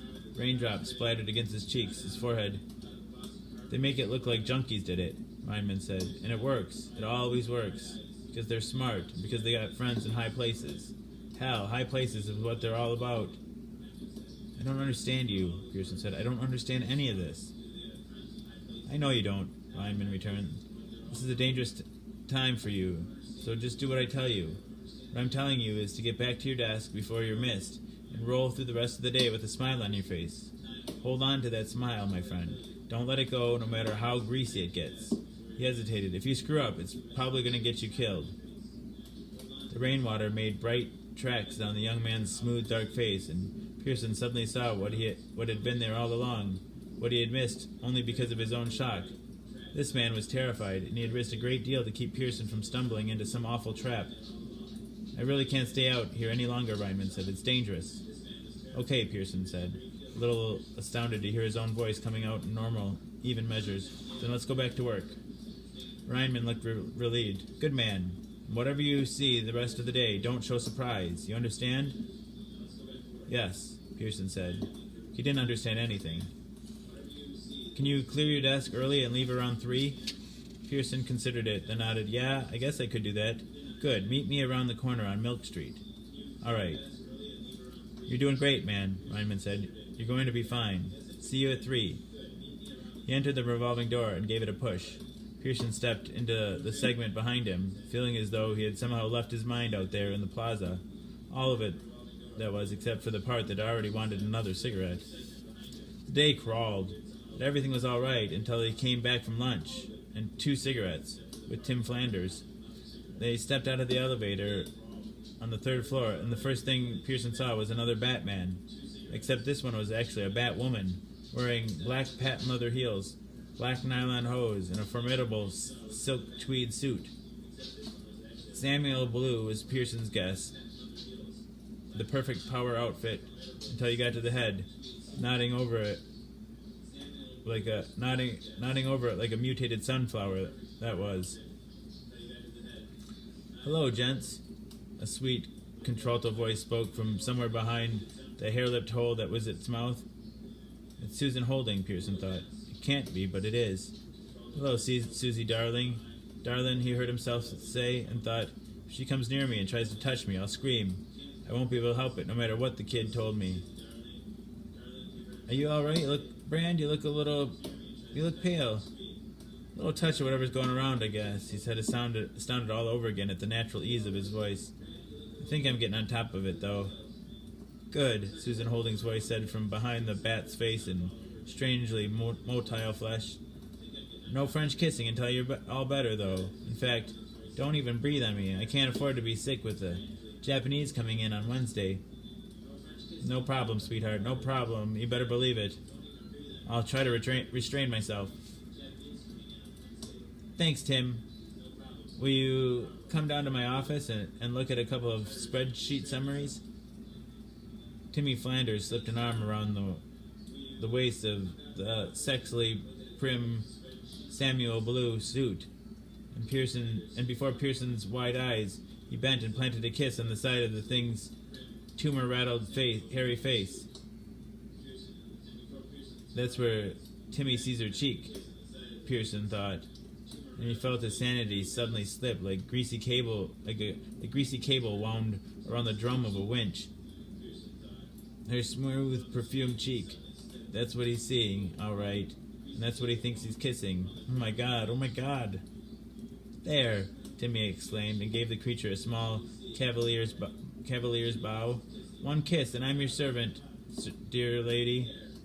He tipped Pearson a wink, and began walking the monster in the direction of her office.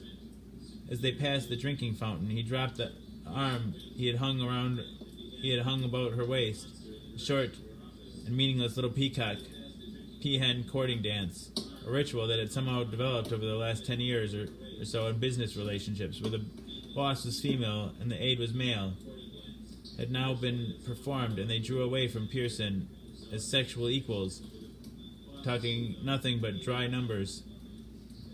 Marvelous analysis, Brand, Pearson thought distractedly as he turned away from them. You should have been a sociologist, and almost had been it. It had been his college minor, after all. As he entered his office, he became aware that his whole body was running with a slow slime of sweat. Pearson forgot sociology and began rooting for 3 o'clock again. Just gonna have a little drink here.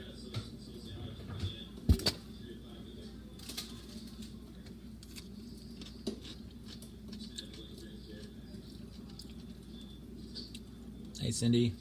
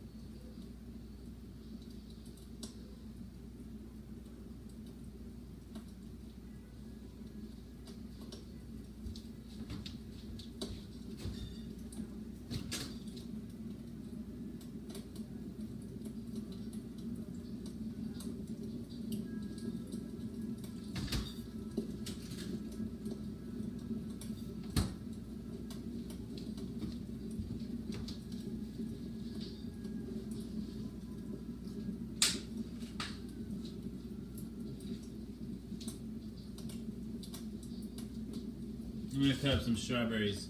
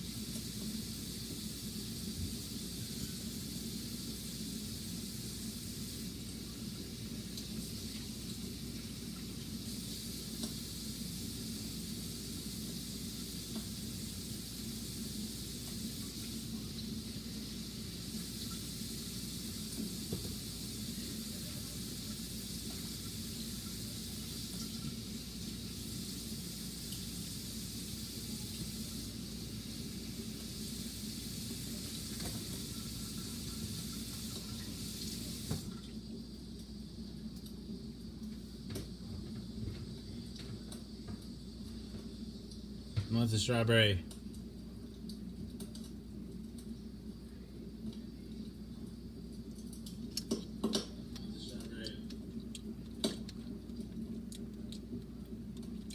Is Annette curious what the show's about?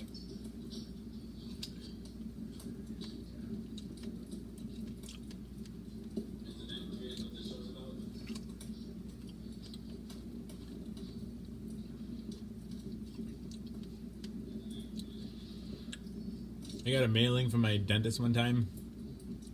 Said that strawberry is a negative calorie food, like celery. Takes more calories to digest them.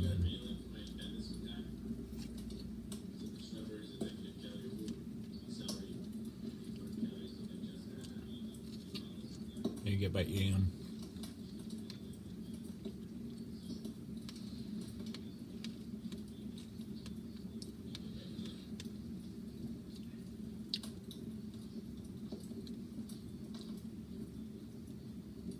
Wait.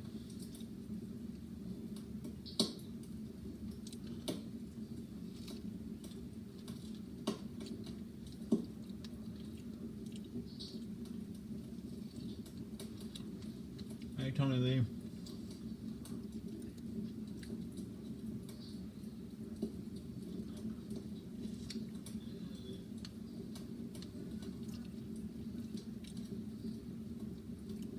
Strawberries are pretty good.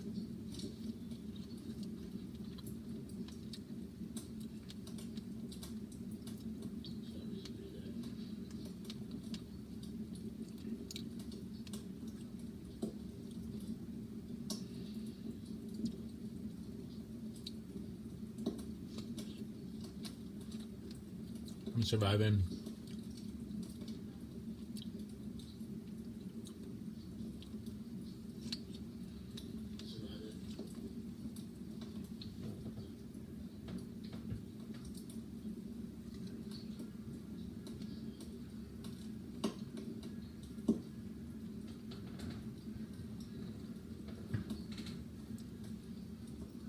How do you like your men?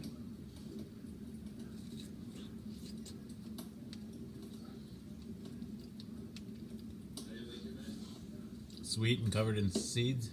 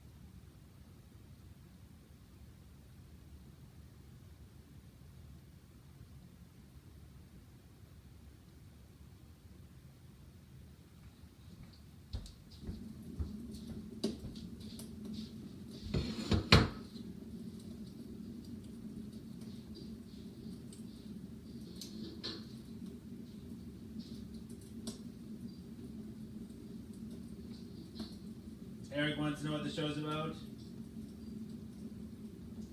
Eric Connolly, we love you.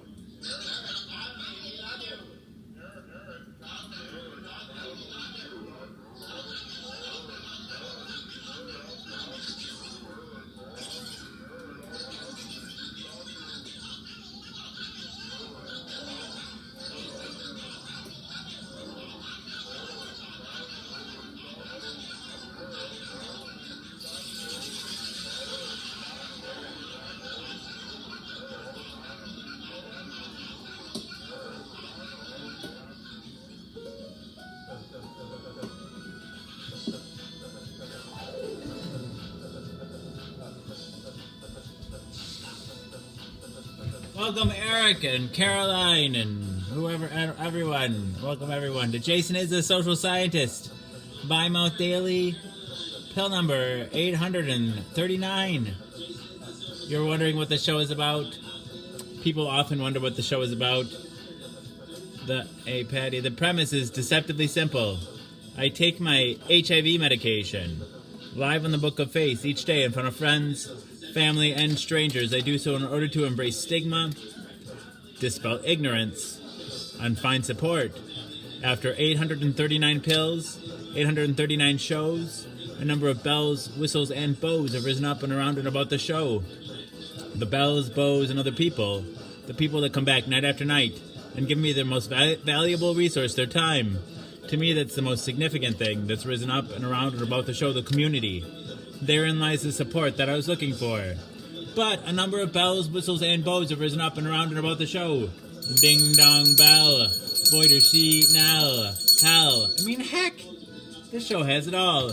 I like to say that it is Cloud Atlas and that it incorporates at least 600 years of entertainment, with Edward R. Murrow's radio broadcasts on record and cylinders played on a 19th century Edison home phonograph, along with the nursery rhyme book from my childhood, containing woodcut illustrations from the 15th century. It is, in a sense, also The Matrix. In a previous iteration of the show, I created something I call the Rainbow Tunnel, in which I harnessed the power of Grayskull and the Eye of Thundera, funneling them through a series of warp nacelles, creating a static warp bubble and a subsequent singularity, punching a hole through the fourth wall, across the multiverse, and into the source. The show now takes place in an echo chamber, created by me, that serves as a way station between our reality and the source. I don't expect lay people to fully understand, as this is advanced social science.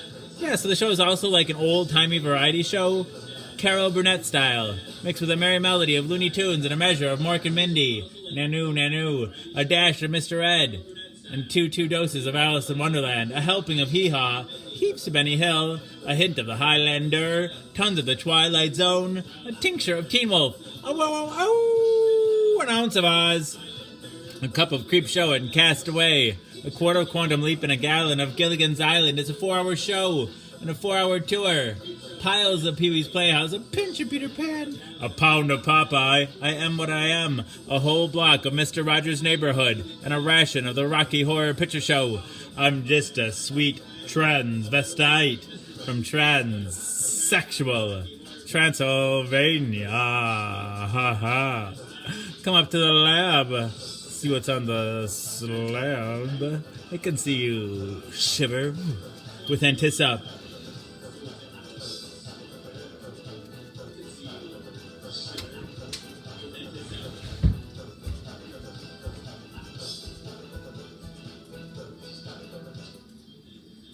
Patty Roden Whiteside, we love you! Patty Roden Whiteside, we love you!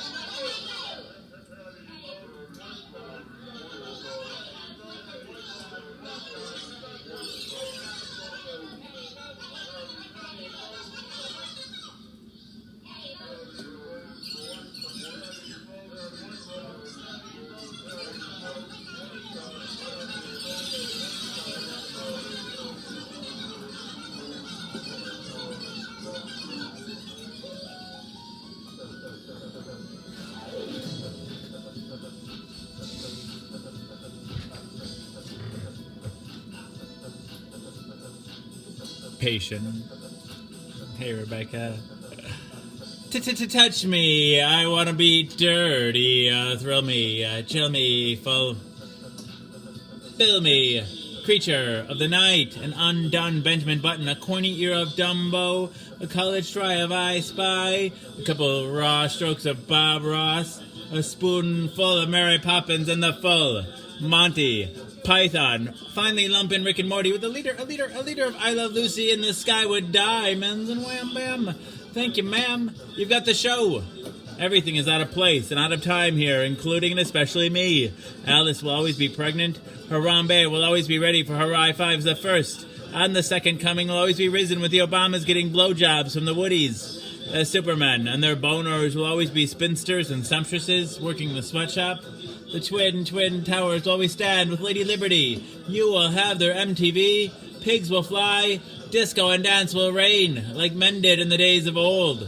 I write nightly the future history of anachronism for your future children and your elderly grandparents. May they enjoy it now and time immemorial. If I'd have people take only one thing away from this show, hey Isaac, it would be the knowledge that HIV is preventable. If you're HIV negative, there's a once-a-day pill you can take. They call it PrEP, pre-exposure protocol. The pill is Truvada, and if you're HIV negative, you take it once a day, and it works like a highly effective chemical condom. It prevents HIV. But if you're already HIV positive like me, treatment is prevention. By taking my medication every day and maintaining an undetectable viral load, it makes it so I'm not contagious. U equals U. Undetectable equals untransmissible. You could fuck me bareback all day long and never catch HIV from me. It's a brave new world. The future is now, and it's 1969. Free love. Woo. Hey, Tuara. Is it Tuara? I like that name. Tuara Adams. Hey, Riches, Gavin Alt. Hello, hello.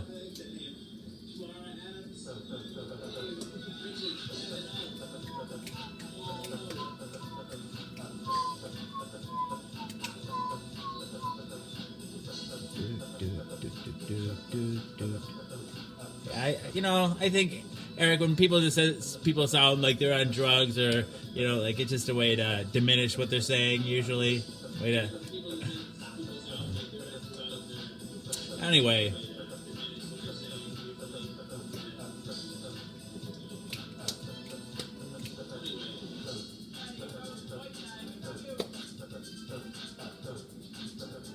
Oh, well, we're surviving, Tuara.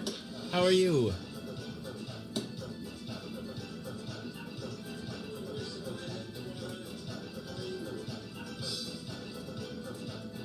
There sure is, Patty. And when it's like birth control. The more adherent you are to it, the better it works. But it's upwards of 99% effective when you're adherent to it.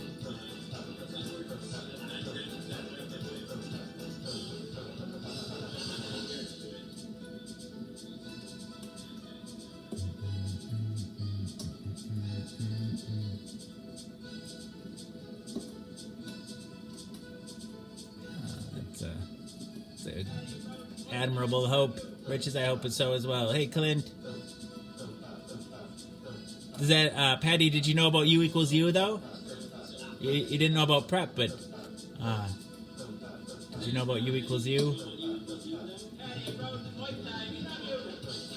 Just curious.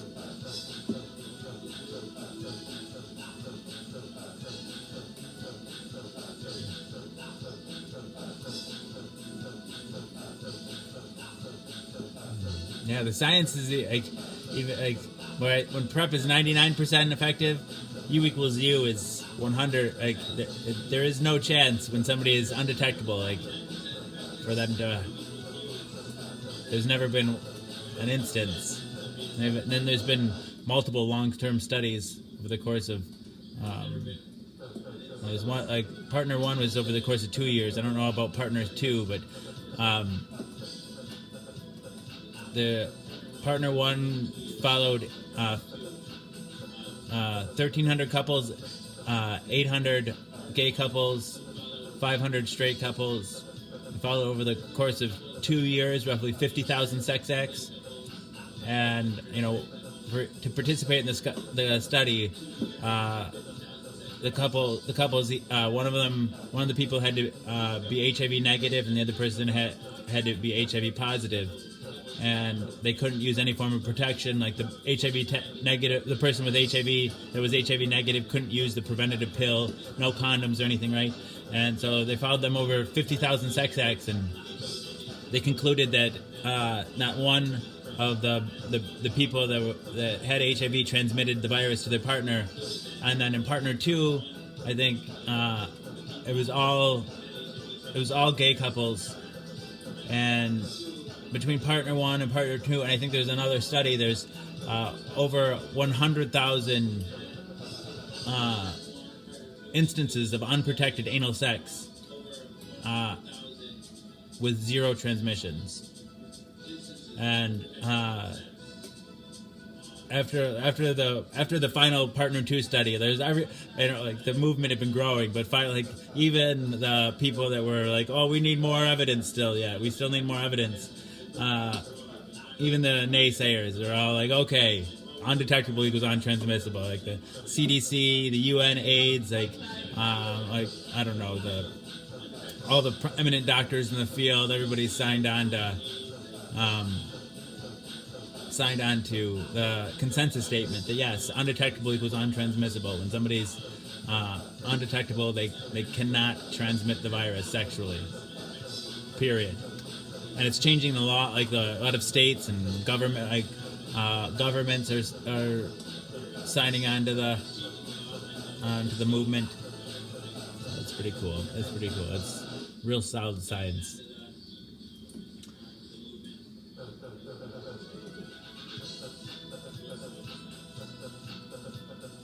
That'd be fun, Patty. That'd be fun. I know when I was in high school, there was a couple, a man and a woman. They were both HIV positive, and they came and did an assembly at my school, and yeah, that really made an impact on me. The information they told me stuck with me. It was what I first thought of when I was diagnosed with HIV, and I was like, and back then that was 1997, and they taught us that, and this is different now, but it was my first thought. Was like they said that even though they were both HIV positive, that they couldn't have unprotected sex with each other, because back then there was a fear that, because the virus mutates so quickly that like people could give the virus back and forth to each other, and like could somehow come up with the super virus. And so I thought, okay, so I'll never have unprotected sex ever again. That's the but that wasn't the case anymore. They're like, that was a fear that was unfounded.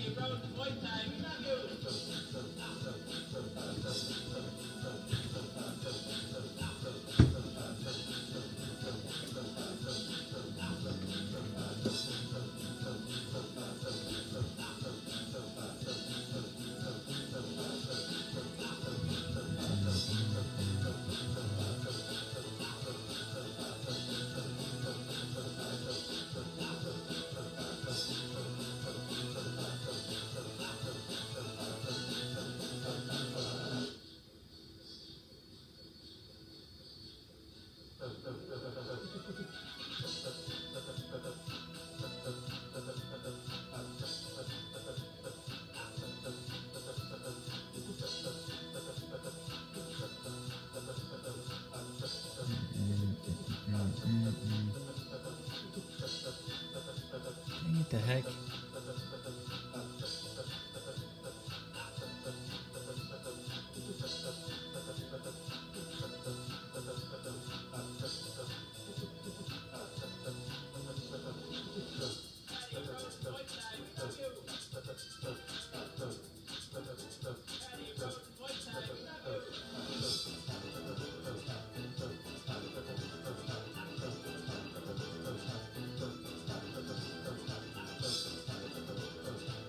Thanks, Patty.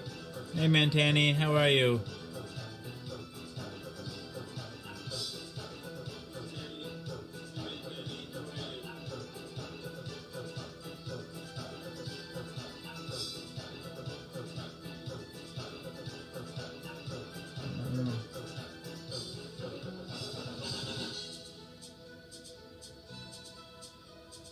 Charlie's one of my favorites for sure. Why is the fireplace not working?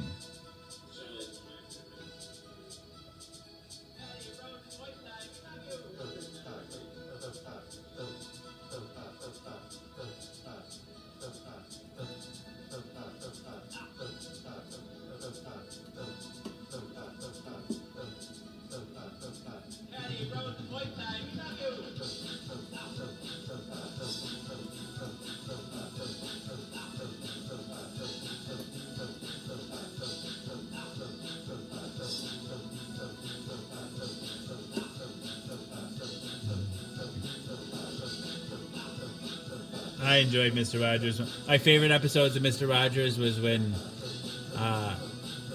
he'd have the miniature versions of the Land of Make Believe, like the miniature castle and the miniature tree and the miniature trolley. That's my favorite. I was like, and I like it. He wouldn't bring those out very often. That's what made him special too, I think. I wonder who has those now. I'm so jealous. I'm probably in the Smithsonian or something.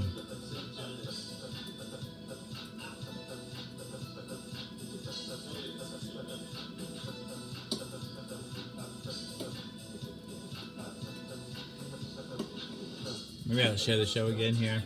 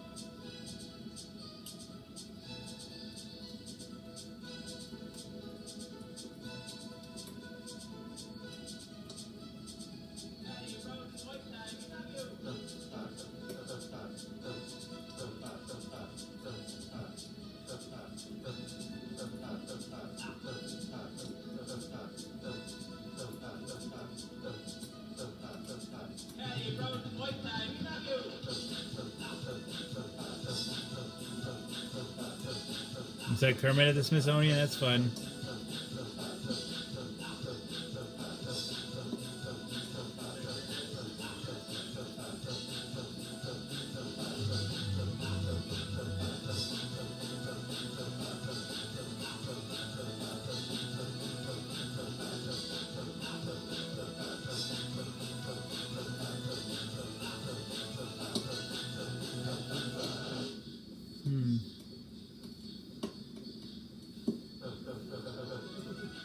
Hi, Katie.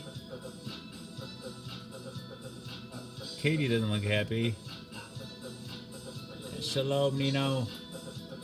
Nino Corleone, hello.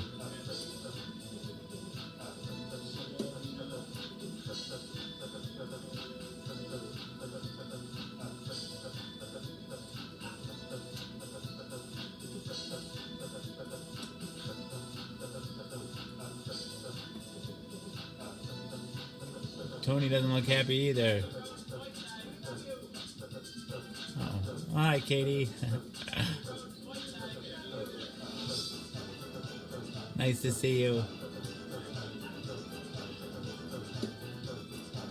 Dang it.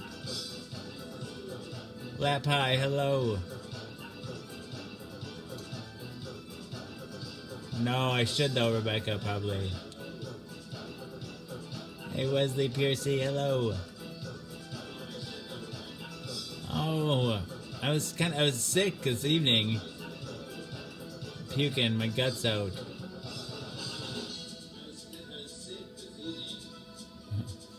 Oh, thank you, Katie. I just turned 40 this year. In January, I turned 40.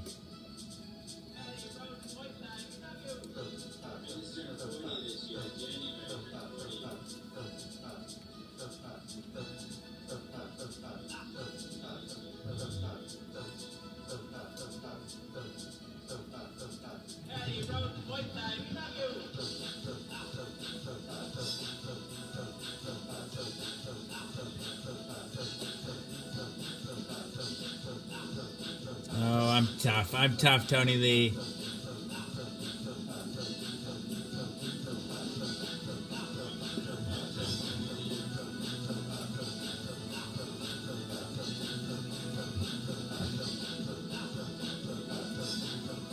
Dang it.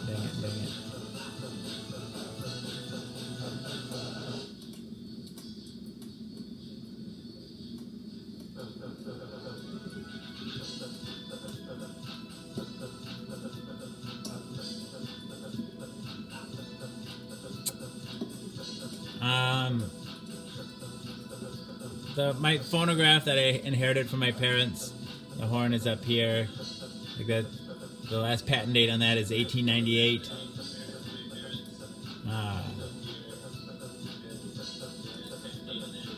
So it's like 19th century. It's a 19th century thing. And this is a phonograph too. I like the phonographs a lot. I got that one when I was 18, and then this one I inherited from my parents when they died.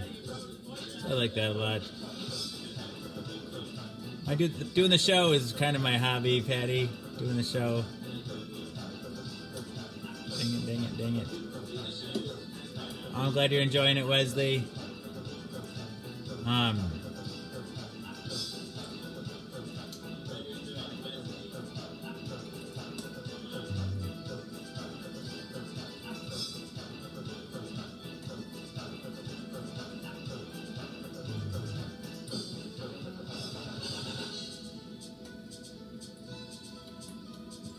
Goes fast. You're getting into the speedy zone. The 30s fly by, man.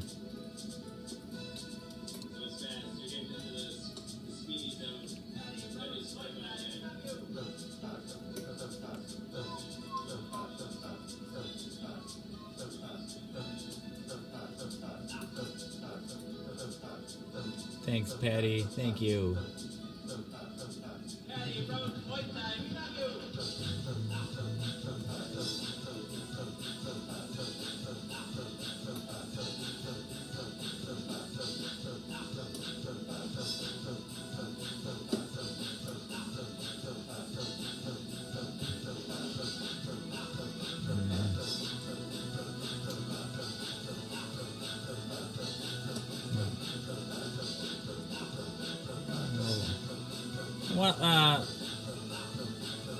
One of the things that, and I know I'm not alone in this, but HIV can feel really isolating. I don't know, like, for me, I think people said really hurtful things, whether intentional or not. Too often intentional, but also unintentional. People just say really hurtful things, and eventually it gets to the point where you just don't want to ever see anybody ever again, right? But we're also social animals, right? So you can't just like shut out the world forever. And so, yeah, doing a live video. And before I started this show, but I'm Out Daily, I was doing other like and closed groups. I was just doing different live shows, like, and then, but I wanted to do something more public and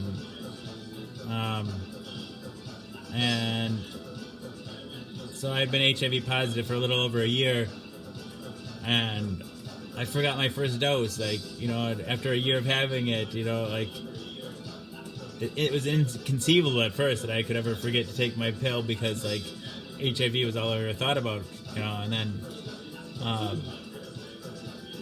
it's like, that kind of was like a eureka moment, like, well, and somebody asked me too, somebody told me, they didn't ask me, they told me that how easy it is to have HIV nowadays.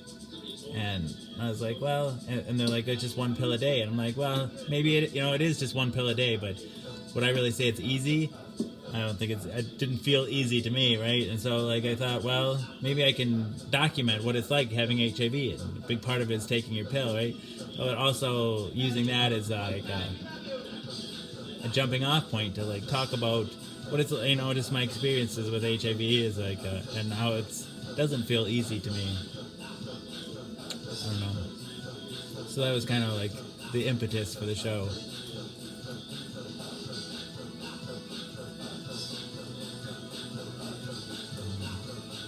Like, I don't know, because I was doing the live shows before. I was taking the pill every day, and invariably somebody would be like, "What the hell are you doing? What do you got? What do you have to say? Why should I?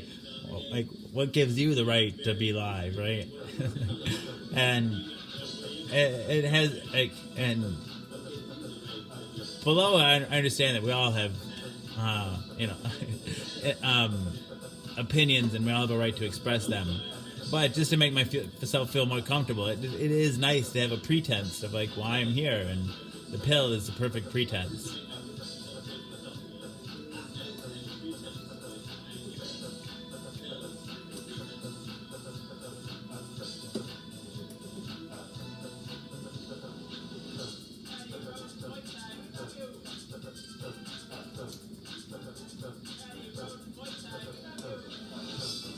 It sure does, Justin. Yep. Undetectable equals untransmissible. The pill it's highly effective at stopping the virus from replicating. So as long as they keep taking the pill every day, the virus becomes undetectable inside my body, and you can't. And science has proven that you can't transmit it when that's the case.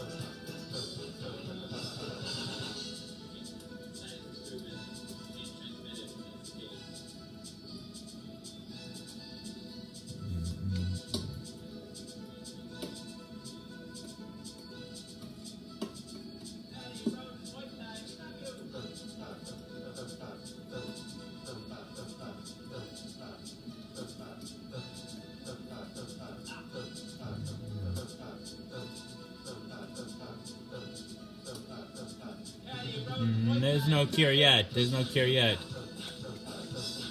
And it definitely helps to get things out, I think.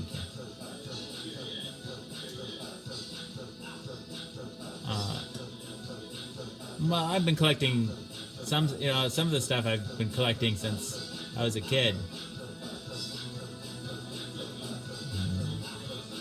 No, I pretty much stopped collecting until the show started. That sort of reignited collecting a little bit. Now I get sent stuff more than anything.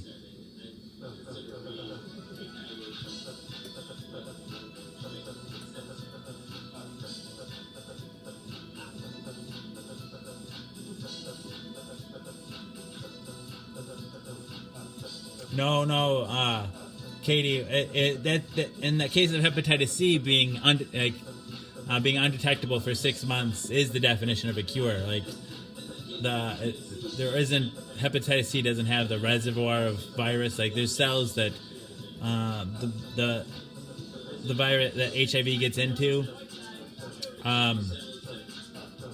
They call it reservoir. Like they call it your HIV reservoir, and the meds just don't reach that for whatever reason. They can't. It doesn't get rid of them completely. So as soon you have to keep taking the medication every day. And if you don't, as soon as you stop taking the medication, the virus in the reservoir has the chance to start replicating, and it invades your blood again. So it's not a cure with HIV. It's not a cure. I think of it as more like remission.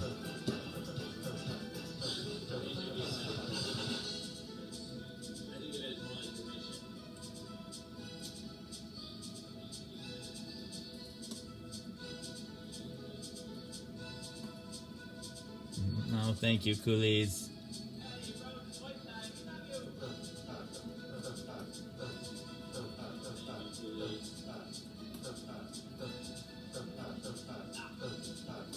Oh, that's cool, Patty. That's cool.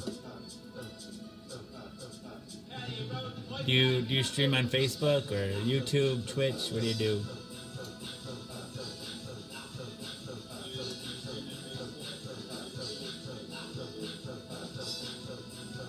Yeah, for the most part, I'm pretty. Like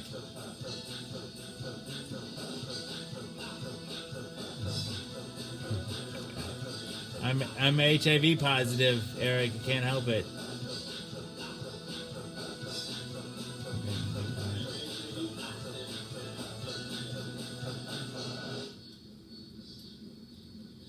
Do you do them? Do you like do it simultaneously, or do you like go to each one?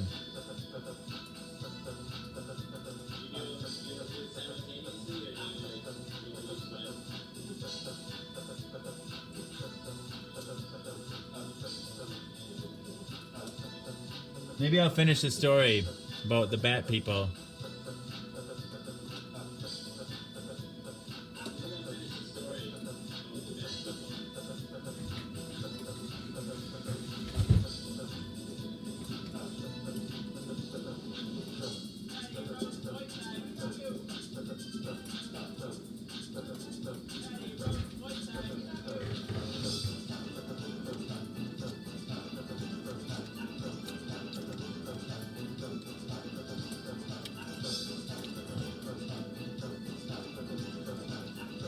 I don't know where my trivia questions are.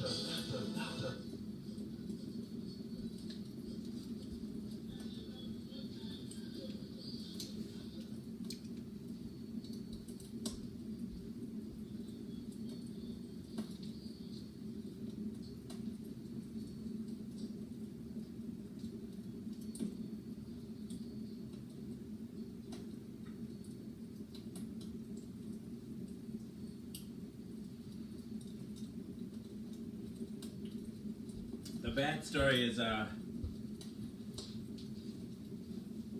what is it? It's a short story by Stephen King. It's called The 10 O'Clock People. We're reading short stories from Nightmares and Dreamscapes.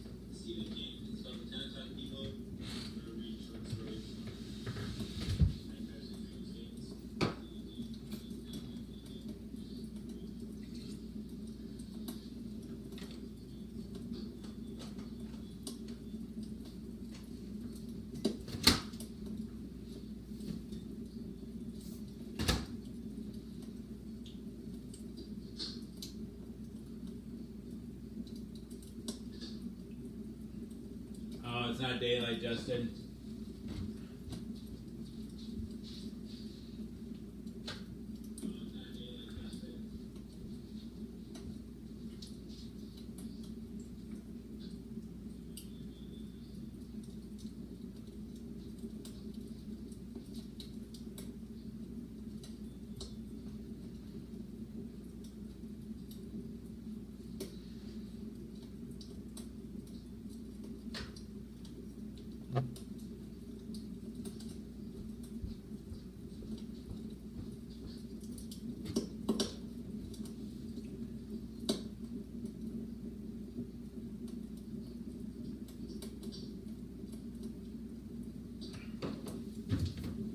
See, the other screen is frozen.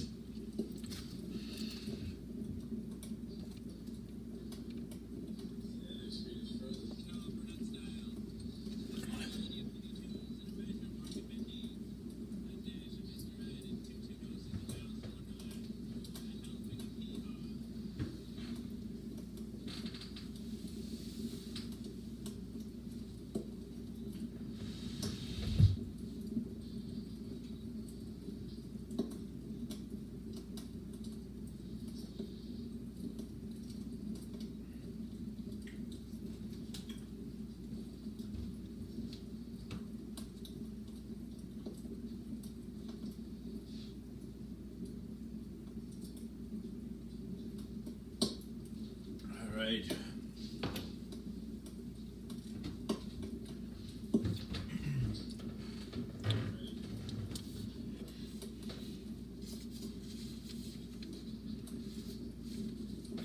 All right. Well, where were we at? So, Brandon Pearson, he works at the First Mercantile Bank in Boston, I think, and he's on the 10 o'clock people are the people that go out and smoke their cigarette at 10 o'clock, and he was out on his cigarette break, and he saw ends up being the president of the bank walk by, but instead of being the normal person he's used to, he had this like horribly ugly bat-looking face, and he's the only one that sees it, and he's about to scream, and his friend Duke, or it wasn't his friend, another smoker, Duke, grabs his arm just in time, because he says if he would have made it known that he could be seen, he would have been killed.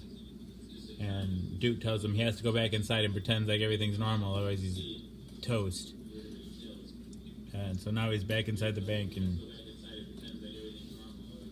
he's supposed to meet Duke at 3 o'clock.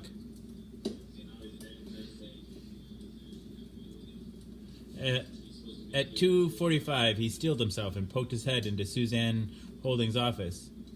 The alien asteroid of her head was tilted toward the blue-gray screen of her computer, but she looked around when he said, "Knock, knock." The flesh on her strange face sliding restlessly, her black eyes regarding him with the cold avidity of a shark studying a swimmer's leg. I gave Buzz Carstairs the corporate fours, Pearson said. I'm going to take the individual Form 9s home with me, if that's okay. I've got my backup disc there. Is this your coy way of saying you're going AWOL, my dear? Suzanne asked. The black veins bulged unspeakably on top of her bald skull. The lumps which surrounded her features quivered. And Pearson realized one of them was leaking a thick, pinkish substance that looked like blood-stained shaving cream. He made himself smile. You caught me. Well, Suzanne said, we'll just have to have the 4 o'clock orgy without you today, I guess. Thanks, Suze. He turned away. Brand? He turned back, his fear and revulsion threatening to turn into a bright, white freeze of panic, suddenly very sure that those avid black eyes had seen through him, and that the thing masquerading as Susan Holding was going to say, let's stop playing games, shall we? Come in and close the door. Let's see if you taste as good as you look. Reinman would wait a while, then go on to wherever he was going by himself. Probably, Pearson thought. He'll know what happened. Probably he's seen it before. Yes? He asked, trying to smile. She looked at him appraisingly for a long moment without speaking, the grotesque slab of head looming above the sexy lady exec's body. And then she said, You look a little better this afternoon. The mouth still gaped. The black eyes still stared with all the expression of a Raggedy Ann doll abandoned under a child's bed. But Pearson knew that anyone else would have seen only Susan Holding smiling prettily at one of her junior executives and exhibiting just the right degree of type A concern. Not exactly mother courage, but still caring and interested. Good, he said, and decided that was probably too limp. Great! Now if we could only get you to quit smoking. Well, I'm trying, he said, and laughed weakly. The greasy cable around the metal winch slipped again. Let me go, he thought. Let me go, you horrible bitch. Let me get out of here before I do something too nutso to be ignored. You'll qualify for an automatic upgrade on your insurance, you know, the monster said. Now the surface of another of those tumors broke open with a rotten little chop sound, and more of that pink stuff began to ooze out. Yeah, I know, he said, and I'll give it serious consideration, Suzanne. I really. You do that, she said, and swung back toward the glowing computer screen. For a moment, he was stunned, unable to grasp his good fortune. The interview was over. By the time Pearson left the building, it was pouring, but the 10 o'clock people, now they were the 3 o'clock people, of course, but there were no essential difference, were out just the same, huddled together like sheep, doing their thing. Little Miss Redskirt and the janitor, who liked to wear his cap turned around backward, were sheltering beneath the same sodden section of the Boston Globe. They looked uncomfortable and damp around the edges. but Pearson envied the janitor just the same. Little Miss Redskirt wore Giorgio. He had smelled it in the elevator on several occasions, and she made little sulky rustling noises when she moved, of course. What the hell are you thinking about? He asked himself sternly, and replied in the same mental breath, keeping my sanity, thank you very much. Okay by you?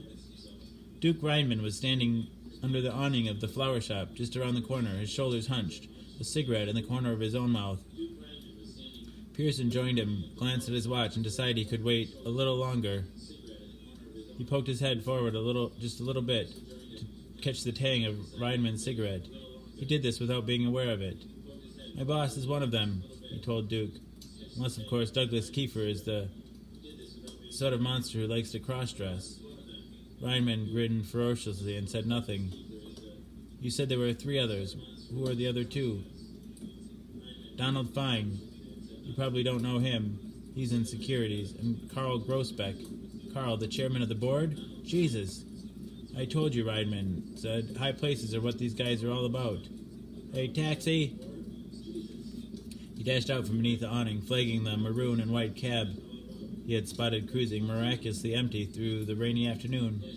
It swerved toward them, spraying fans of standing water. Reinman dodged agilely, but Pearson's shoes and handcuffs were soaked. In his current state, it didn't seem terribly important. He opened the door for Reinman, who slid in and scooted across the seat. Pearson followed and slammed the door. Gallagher's Pub, Reinman said. It's directly across from... I know where Gallagher's is, the driver said, but we don't go anywhere until you dispose of the cancer stick, my friend. He tapped the sign, clipped to the taximeter. Smoking is not permitted in this livery, it read. The 2 men exchanged a glance. Reinman lifted his shoulders in the half-embarrassed, half-surly shrug that has been the principal tribal greeting of the 10 o'clock people since 1990 or so. Then, without a murmur of protest, he pitched his quarter-smoked Winston out into the driving rain. Pearson began to tell Reinman how shocked he'd been when the elevators had opened and he'd gotten his first look at the essential Suzanne Holding. But Reinman frowned, gave him his head a minute shake, and swiveled his thumb toward the driver. We'll talk later, he said. Pearson subsided into silence, contenting himself with watching the rain-streaked high-rises of midtown Boston slip by. He found himself almost exquisitely attuned to the little street life scenes going on outside the taxicab's smeary window. He was especially interested in the little clusters of 10 o'clock people he observed standing in front of every business building they passed. Where there was shelter, they took it. Where there wasn't, they took that too. Simply turned up their collars, hooded their hands protectively over their cigarettes, and smoked anyway. It occurred to Pearson that easily 90% of the posh midtown high-rises they were passing were now no-smoking zones, just like the one he and Reinman worked in. It occurred to him further, and this thought came with the force of revelation, that the 10 o'clock people were not really a new tribe at all, but the raggedy-ass remnants of an old one. Renegades running before a new broom that intended to sweep their bad old habit clean out the door of American life. Their unifying characteristic was their unwillingness or inability to quit killing themselves. They were junkies in a steadily shrinking twilight of acceptability, an exotic social group, he supposed, but not one that was apt to last very long. He supposed that by the year 2020 or 2050 at the latest, the 10 o'clock people would have gone the way of the dodo. Oh shit, wait a minute, he thought. We're just the last of the world's die-hard optimists, that's all. Most of us don't bother with our seatbelts either, and we'd love to sit behind home plate at the ballpark if they just take down that silly fucking screen. What's so funny, Mr. Pearson? Reinman asked him, and Pearson became aware he was wearing a broad grin. Nothing, Pearson said. Nothing important, at least. Okay, just don't freak out on me. Would you consider it a freak out if I asked you to call me Brandon? I guess not, Reinman said, and appeared to think it over. As long as you call me Duke and we don't get down to BB or Buster or anything embarrassing like that. I think you're safe on that score. Want to know something? Sure. This has been the most amazing day of my life. Duke Reinman nodded without returning Pearson's smile. And it's not over yet, he said. Chapter 2. Pearson thought that Gallagher's had been an inspired choice on Duke's part. A clear Boston anomaly, more Gillies than Cheers. It was the perfect place for two bank employees to discuss matters which would have left their nearest and dearest with serious questions about their sanity. The longest bar Pearson had ever seen outside of a movie curved around a large square of shiny dance floor on which three couples were currently dry humping dreamily as Mary Stewart and Travis Tritt harmonized on This One's Gonna Hurt You. Why does that keep happening to my fire?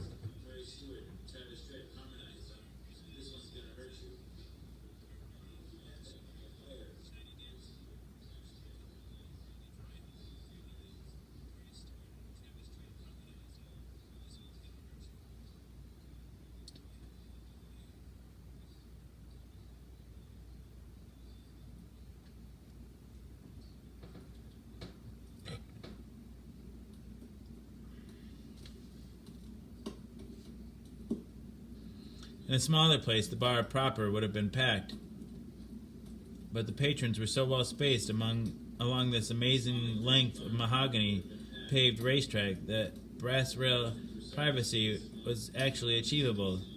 There was no need for them to search out a booth in the dim nether reaches of the room. Pearson was glad. It would be too easy to imagine one of the bat people, maybe even a bat couple, sitting, or roosting, in the next booth and listening intently to their conversation. Isn't that what they call a bunker mentality, old buddy, he thought? Certainly didn't take you long to get there, did it? No, he supposed not. But for the time being, he didn't care. He was just grateful he would be able to see in all directions while they talked. Or, he supposed, while Duke talked. Bars okay? Duke asked, and Pearson nodded. It looked like one bar, Pearson reflected as he followed Duke beneath the sign which read, "Smoking permitted this section only." There was really two. The way that back in the 50s, every lunch counter below the Mason-Dixon had really been two. One for the white folks and one for the black. And now as then, you could see the difference. The Sony, almost the size of a Cineplex movie screen, overlooked the center of the no smoking section. In the nicotine ghetto, there was only an elderly zenith bolted to the wall. A sign beside it read, "Feel free to ask for credit. We will feel free to tell you to fuck off." The surface of the bar itself was dirtier down here. Pearson thought at first that this must be just his imagination, but a second glance confirmed the dingy look of the wood and the faint overlapping rings that were the ghosts of schooners past. And of course, there was the sallow, yellowish odor of tobacco smoke. He swore it came puffing up from the bar stool when he sat down, like popcorn farts out of an elderly movie theater seat. The newscaster on their battered, smoke-bleared TV appeared to be dying of zinc poisoning. The same guy playing to the healthy folks farther down the bar looked ready to run the 440, and then bench press his weight in blondes. Welcome to the back of the bus, Pearson thought, looking at his fellow 10 o'clock people with a species of exasperated amusement. Oh well, mustn't complain. In another 10 years, smokers won't even be allowed on board. Cigarette? Duke asked, perhaps displaying a certain rudimentary mind-reading skills. Pearson glanced at his watch, then accepted the butt, along with another light from Duke's faux classy lighter. He drew deep, relishing the way the smoke slid into his pipes, even relishing the slight swimming in his head. Of course, the habit was dangerous, potentially lethal. How could anything that got you off like this not be? It was the way of the world, that was all. What about you? He asked as Duke slipped his cigarettes back into his pocket. I can wait a little longer, Duke said, smiling. I got a couple of puffs before we got into the cab. Also, I have to pay off the extra one I had at lunch. You're rationing yourself, huh? Yeah, I usually only allow myself one at lunch, but today I had two. You scared the shit out of me, you know. I was pretty scared myself. The bartender came over, and Pearson found himself fascinated at the way the man avoided the thin ribbon of smoke rising from his cigarette. I doubt if he even knows he's doing it, but if I blew some in his face, I bet he'd come over the top of over the top and clean my clock for me. Help you, gentlemen? Duke ordered Sam Adams's without consulting Pearson. When the bartender left to get them, Duke turned back and said, "Stretch it out. This would be a bad time to get drunk. Bad time to even get tight." Pearson nodded and dropped a $5 bill on the counter when the bartender came back with beers. He took a deep swallow, then dragged on his cigarette. There were people who thought a cigarette never tasted better than it did after a meal. But Pearson disagreed. He believed in his heart that it wasn't an apple that had gotten Eve in trouble, but a beer and a cigarette. "So what'd you use?" Duke asked him. "The patch? Hypnosis? Good old American willpower?" "Looking at you, I'd guess it was the patch." If it had been Duke's humorous effort at a curveball, it didn't work. Pearson had been thinking about smoking a lot this afternoon. "Yeah, the patch," he said. "I wore it for 2 years, starting just after my daughter was born. I took one look at her through the nursery window and made up my mind to quit the habit. It seemed crazy to go on setting fire to 40 or 50 cigarettes a day when I'd just taken on an 18-year commitment to a brand new human being, with whom I'd fallen in love instantly." He could have added, but he had an idea Duke already knew that. "Not to mention your lifelong commitment to your wife." "Not to mention my wife," Pearson agreed. "Plus assorted brothers, sisters-in-law, debt collectors, ratepayers, and friends of the court." Pearson burst out laughing and nodded. "Yeah, you got it. Not as easy as it sounds, though, huh? When it's 4 a.m. and you can't sleep, all that nobility erodes fast." Pearson grimaced. "Or when you have to go upstairs and turn a few cartwheels for Grosbeck and Kiefer and Fine and the rest of the boys in the boardroom. The first time I had to do that without grabbing a cigarette before I walked in, man, that was tough." "But you did completely stop for at least a little while?" Pearson looked at Duke, only a trifle surprised at this prescience, and nodded. "For about 6 months. But I never quit in my mind. You know what I mean?" "Of course I know."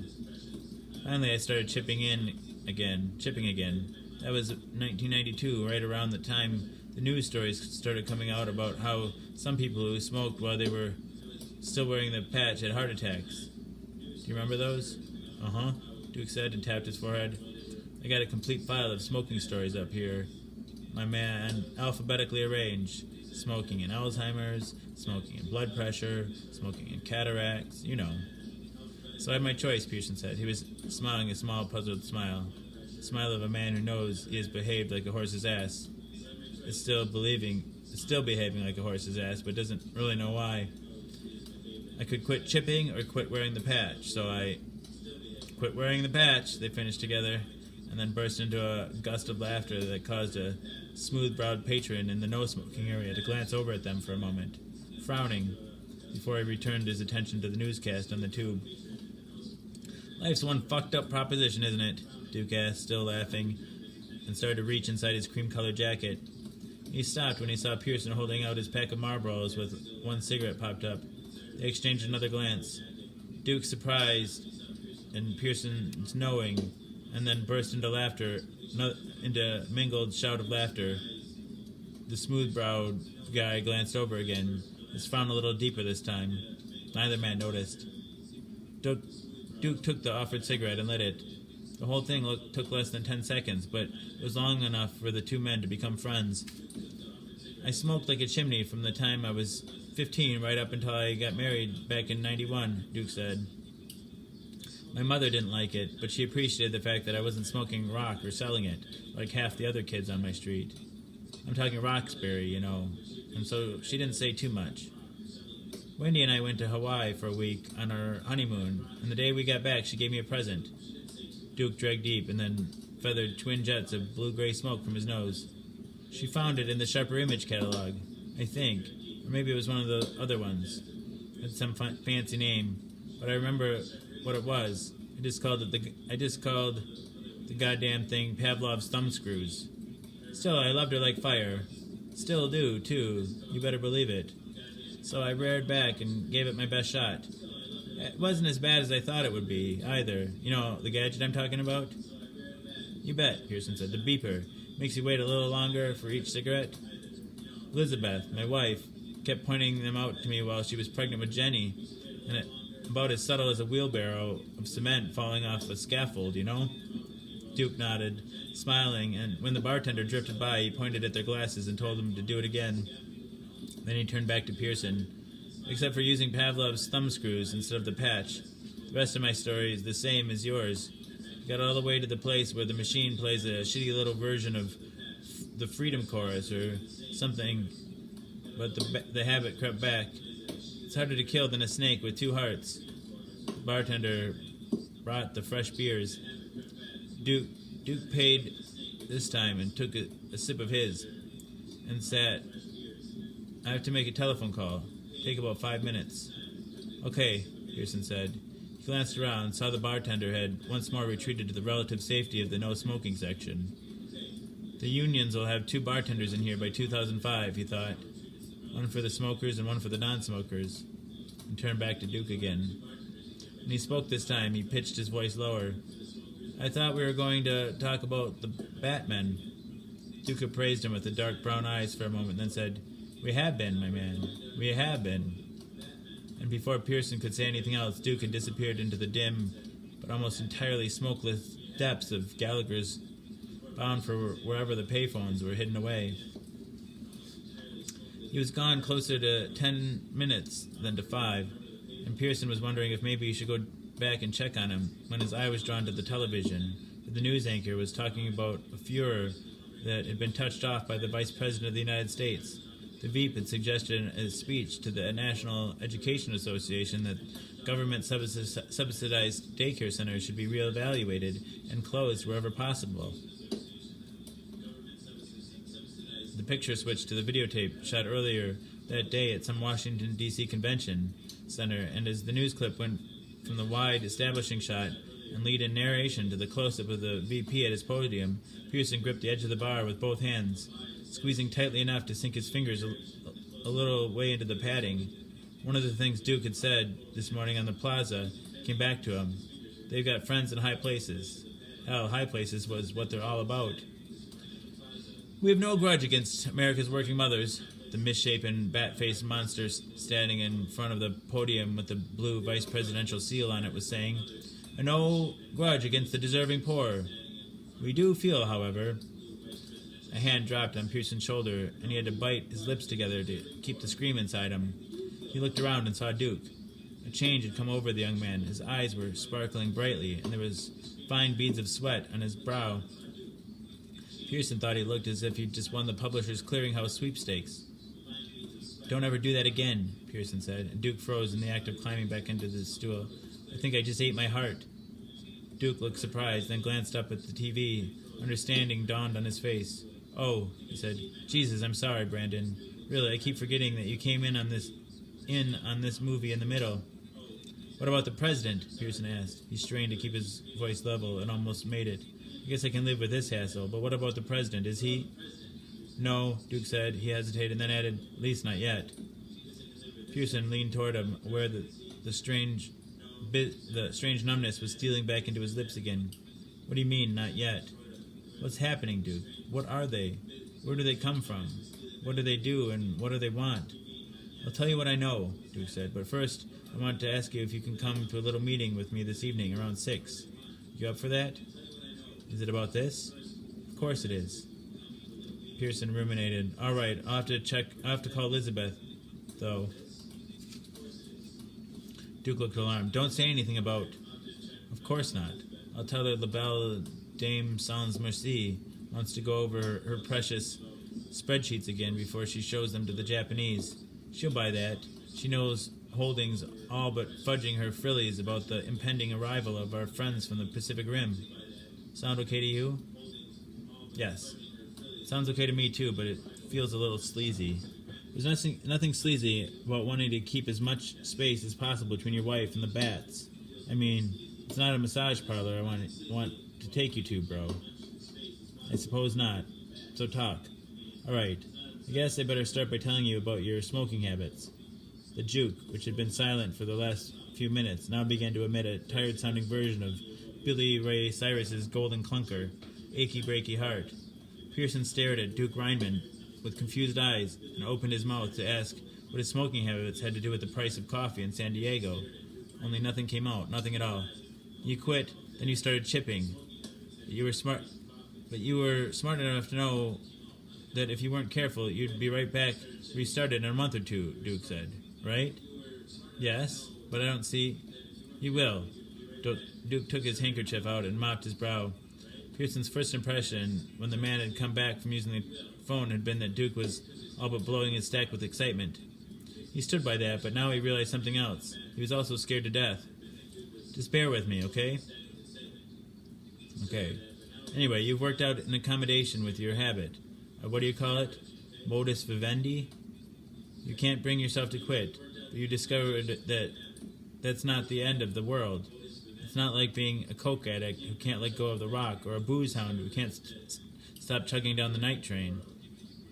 Smoking is a bastard of a habit, but there really is a middle ground between 2 or 3 packs a day and total abstinence. Pearson was looking at him wide-eyed, and Duke smiled. I'm not reading your mind, if that's what you think. I mean, we know each other, don't we? I suppose we do, Pearson said thoughtfully. I just forgot for a minute that we're both 10 o'clock people. Or what? So Pearson explained a little bit about the 10 o'clock people and their tribal gestures. Surly glances when confronted by no smoking signs, surly shrugs of acquiescence when asked by some accredited authority to please put your cigarette out, sir.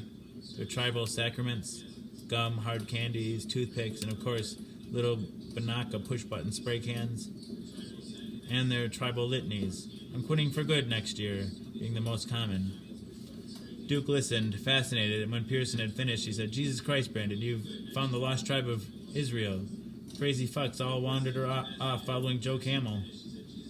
Pearson burst out laughing, earning another annoyed, puzzled look from the smooth-faced fellow over in No-Smo. Anyway, it all fits in, Duke told him. Let me ask you something. Do you smoke around your kid? Christ, no, Pearson explained. Your wife? Nope, not anymore. When was the last time you had a butt in a restaurant? Pearson considered it and discovered a peculiar thing he couldn't remember. Nowadays, he asked to be seated in the no-smoking section, even when he was alone, deferring his cigarette until after he'd finished, paid up, and left. And the days when he actually smoked between courses were long in the past, of course. I need to get something to drink. My headache's coming back.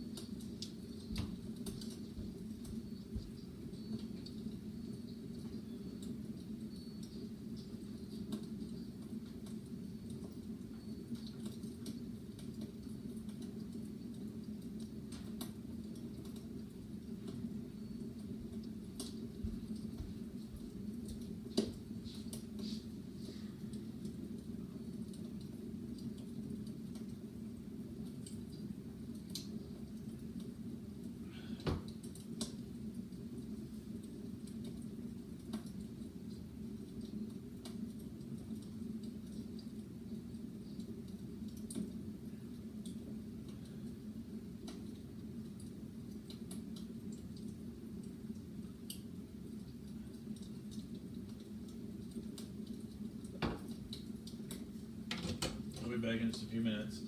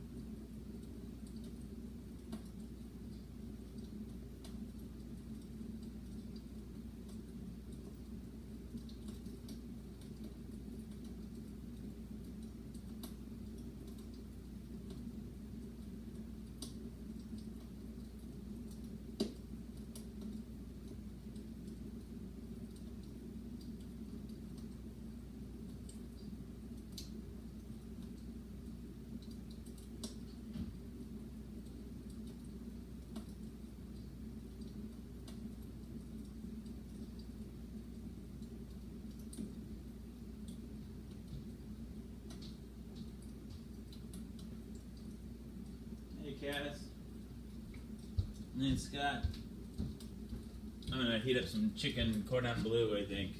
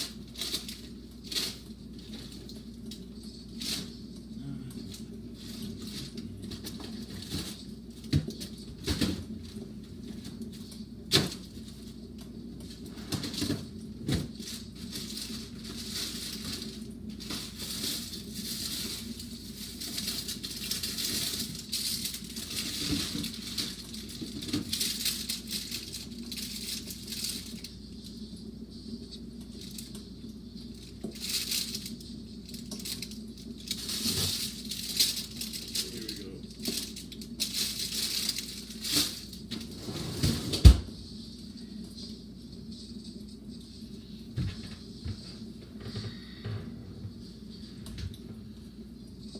Oh, cool, man, cool. 3 minutes, thank you. So I came out here, right? Thank the heck.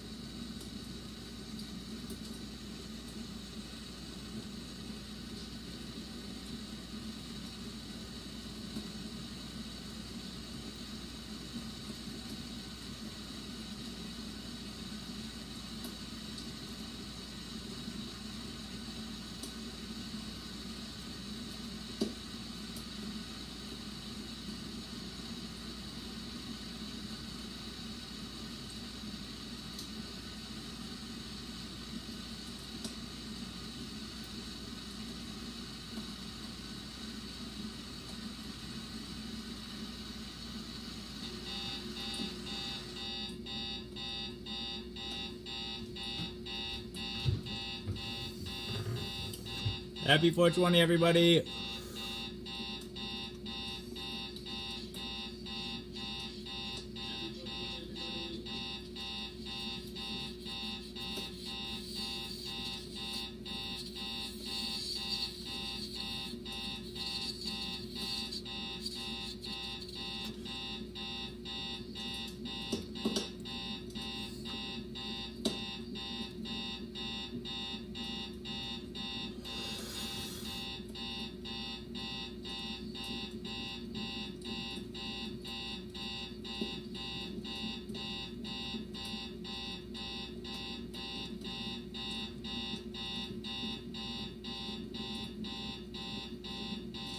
I'm back to you, Danny. Back to you.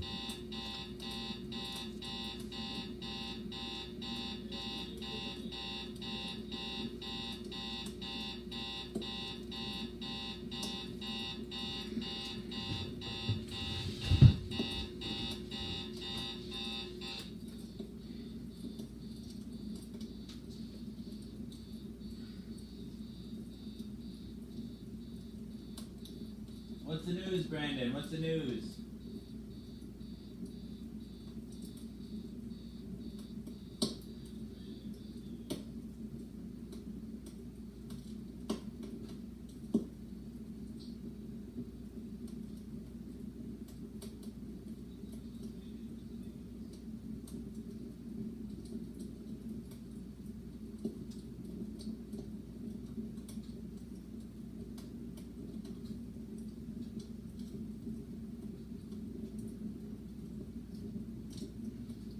beautiful, Kyle. That's beautiful.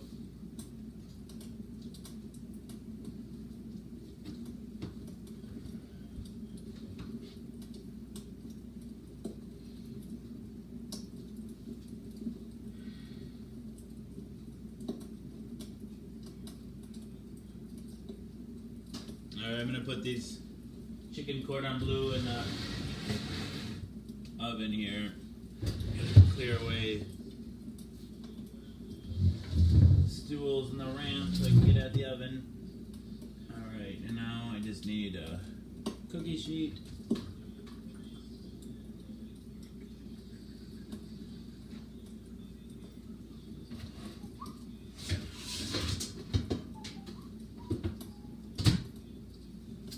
And some tin foil. Aluminium foil, I mean. Aluminium.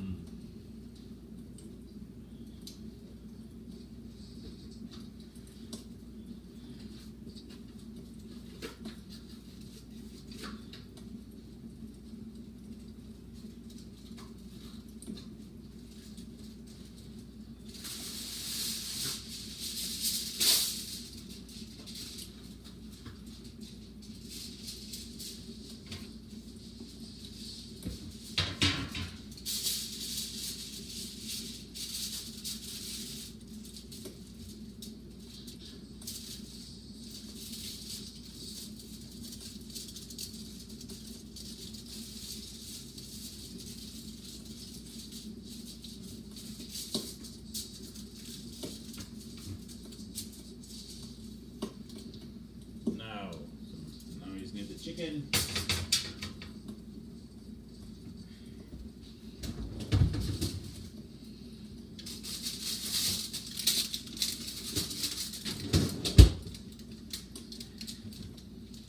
I still have this little nagging headache. Dang it to heck.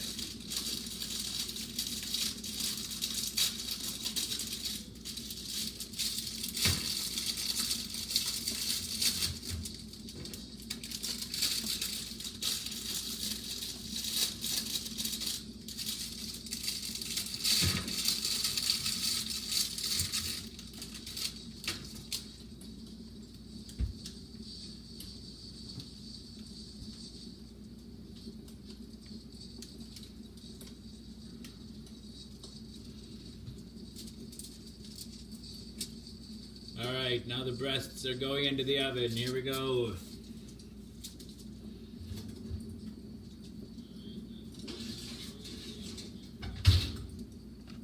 And let's see, what was the...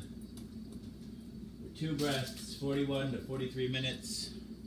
Oven's not fully preheated, so let's see, we'll go 43 to 45 minutes. 43... 45. Alright.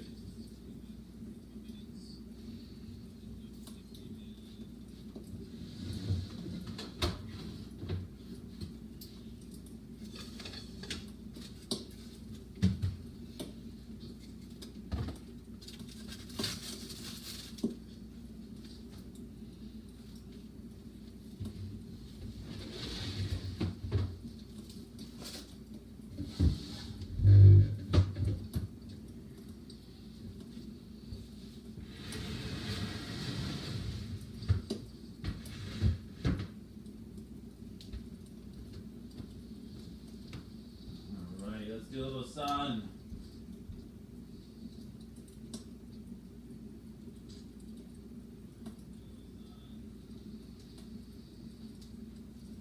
Do a little song, do a little dance. Make a little love tonight. Alright, dang that.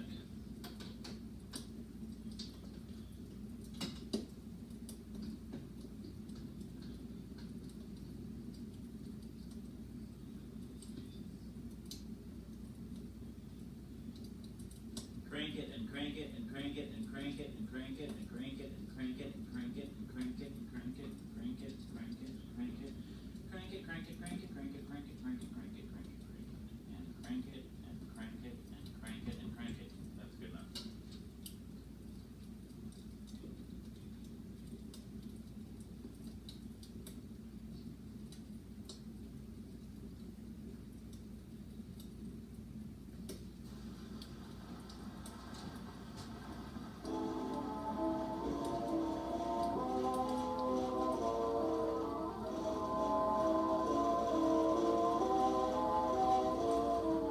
In just a breathless moment now, the violin will sound.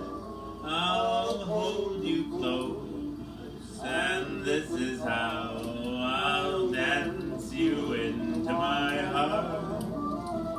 I'll dance you up, I'll dance you down. We'll dance the night away.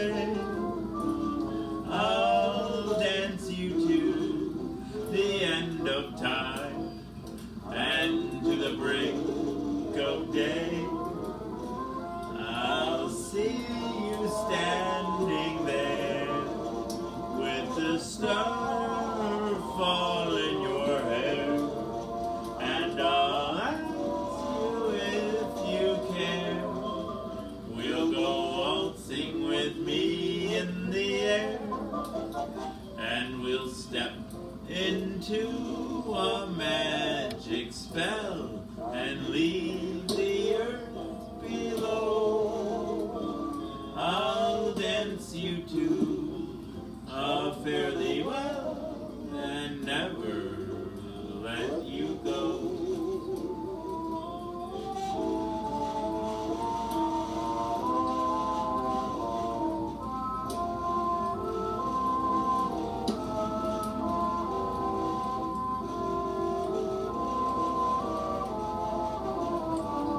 I'll hold you close, and this is how I'll dance you into my heart. I'll dance you up, I'll dance you down. We'll dance the night away. I'll dance you to the end of time and to the brink of day. I'll see you standing there with the star fall in your hair, and I'll ask you if you care. We'll go waltzing with me in the air, and we'll step into a magic spell and leave the earth below. I'll dance you to a fare thee well and never let you go.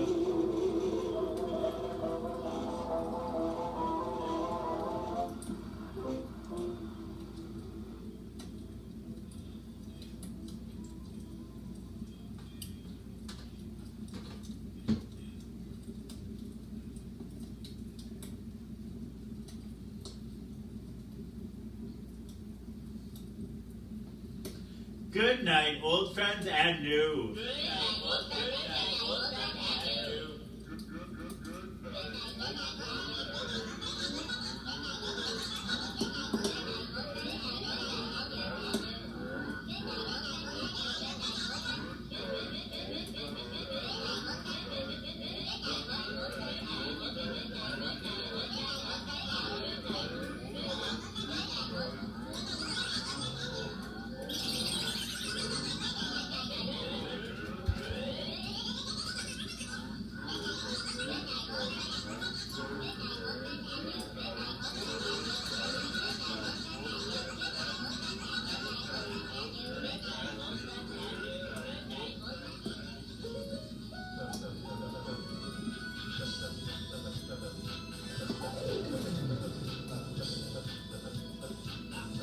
Good night, Nikki.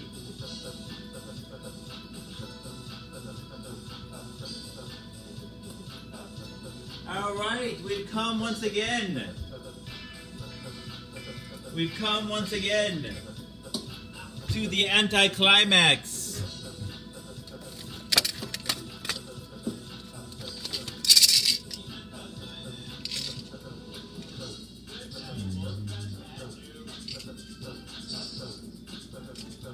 All right. So, good night, Scott. Good night. Hey, JD. So, some of you might be wondering what the show is about. People often wonder what the show is about. The premise is deceptively simple. I take my HIV medication, live in the book of face each day. Good night, Christina. Each day in front of friends, family, and strangers. I do so in order to embrace stigma, dispel ignorance, and find support. After 839 pills, 839 shows. Good morning and good night, Rita. And 839 shows, the number of bells, whistles, and bows have risen up and around and about the show. Ding dong bell. Boy, do she now. Hell, I mean, heck, this show has it all. I like to say that it is Cloud Atlas and that it incorporates at least 600 years of entertainment, with Edward R. Murrow's radio broadcasts on record and cylinders played on the 19th century. Good night, good morning, Demands Killer. And the cylinders played on a 19th century Edison home phonograph, along with a nursery rhyme book from my childhood. Hey, April. From my childhood, containing woodcut illustrations from the 15th century. It is, in a sense, also The Matrix. In a previous iteration of the show, I created something I call the Rainbow Tunnel. I know, 839, right, JD? Almost to 1,000. A Rainbow Tunnel in which I harness the power of Grayskull. I love you too. And Skiller. The power of Grayskull and the Eye of Thundera, funneling them through a series of warp nacelles, creating a static warp bubble and a subsequent singularity, punching a hole through the fourth wall, across the multiverse, and into the source. The show now takes place in an echo chamber created by me that serves as a way station between our reality and the source. I think before I go to sleep, I'm gonna eat some chicken cordon bleu. Good night, Danny. Hey, Samantha Santiago. Good night. Where were we? Shit, where were we? Help me out. I knew I'd forget. Hey, Cherry Berry. April. Good night. Where were we? Help me, quick. Quick, we're out of time.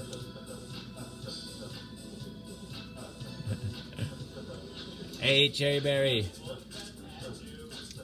Dang it.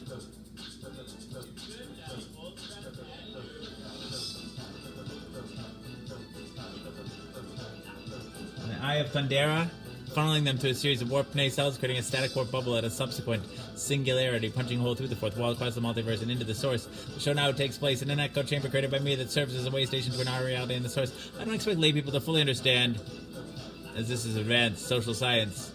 Yeah, so the show's also like an old-timey variety show, Carol Burnett style, mixed with the merry melody of Looney Tunes and a measure of Mark and Mindy, a dash of Mr. Ed, and two doses of Alice in Wonderland, a helping of Hee-Haw, heaps of Benny Hill, a hint of the Highlander, tons of Twilight Zone, a tincture of Teen Wolf, an ounce of Oz, a cup of Creepshow, and a Castaway, a quarter of Quantum Leap, and a gallon of Gilligan's Island is a 4-hour show and a 4-hour tour, piles of Pee-wee's Players, a pinch of Peter Pan, a pound of Popeye, I am what I am, a whole block of Mr. Rogers' Neighborhood, and a ration of the Rocky Horror Picture Show. I'm just a sweet transvestite from transsexual Transylvania, haha. Come up to the lab to see what's on the slab. I can see you shiver with anticipation. Touch me, I want to be dirty. Thrill me, chill me, fulfill me. Creature of the night. An undone Benjamin Button, a corny ear of Dumbo, a college try of I Spy, a couple of raw strokes of Bob Ross, a spoonful of Mary Poppins, and the full Monty Python. Finally lumping Rick and Morty with a leader of I Love Lucy in the sky with diamonds and wham bam. Thank you, ma'am. You got the show. Everything is out of place and out of time here, including and especially me. Alice will always be pregnant. Harambe will always be ready for her high fives. The first and the second coming will always be risen with the Obamas getting blowjobs from the Woodies. The Supermen and their boners will always be spinsters and sumptuouses working the sweatshop. The twin towers will always stand with Lady Liberty. You will have their MTV. Pigs will fly. Disco and dance will rain like men did in the days of old. I write nightly the future history of anachronism. For your future children and your elderly grandparents, may they enjoy it now and time immemorial. If I'd have people take only one thing away from this show, it would be the knowledge that HIV is preventable. If you're HIV negative, there's a once-a-day pill you can take. They call it PrEP, pre-exposure protocol. The pill is Truvada, and if you're HIV negative, you take it once a day, and it works like a highly effective chemical condom. It prevents HIV. But if you're already HIV positive like me, treatment is prevention. By taking my medication every day and maintaining an undetectable viral load, it makes it so I'm not contagious. You equals you. Undetectable equals untransmissible. You could fuck me bareback all day long and never catch HIV for me. It's a brave new world. The future is now, and it's 1969. Free love. Pill number 839 down the hatch. We are robot.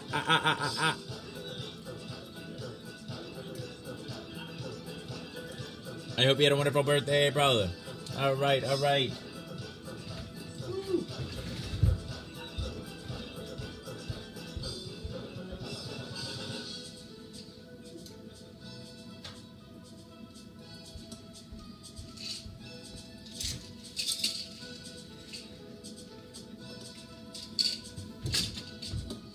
Dang it, dang it, dang it, dang it, dang it, dang it. All right, all right, all right. Thank you all for being here tonight. I had a good time.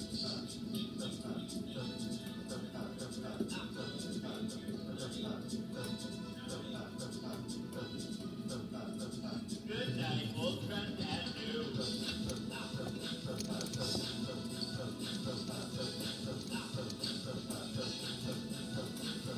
Good night, Carly Jean Pinch. All right, all right. I'm glad you had a good time. Let's see. Ancient spirits of evil, transform this decayed form into memory of the ever living.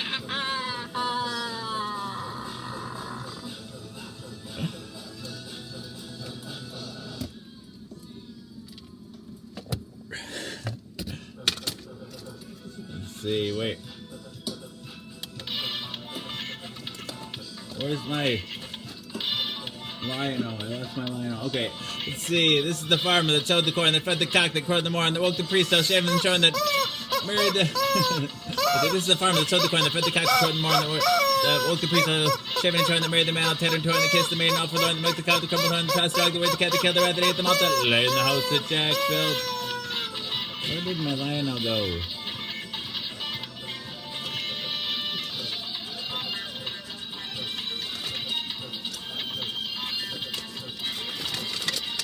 There he is.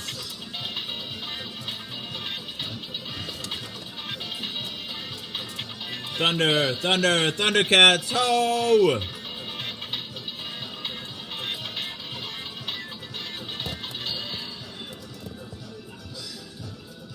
Anyway.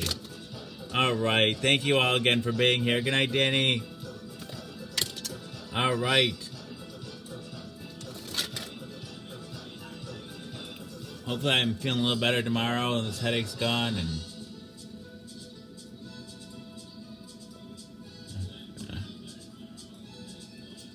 Thunder, thunder, Thundercats, ho! Alright, alright, alright. I love you all. Come back tomorrow. I'll have more ideas for you. You'll have things you want to talk about, and so will I.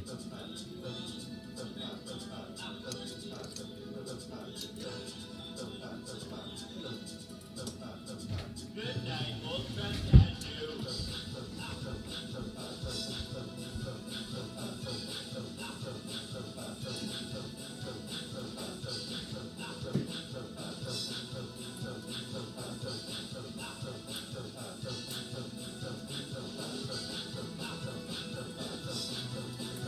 Good night, Brian. Good night, Cass. Good night, everyone. I love you.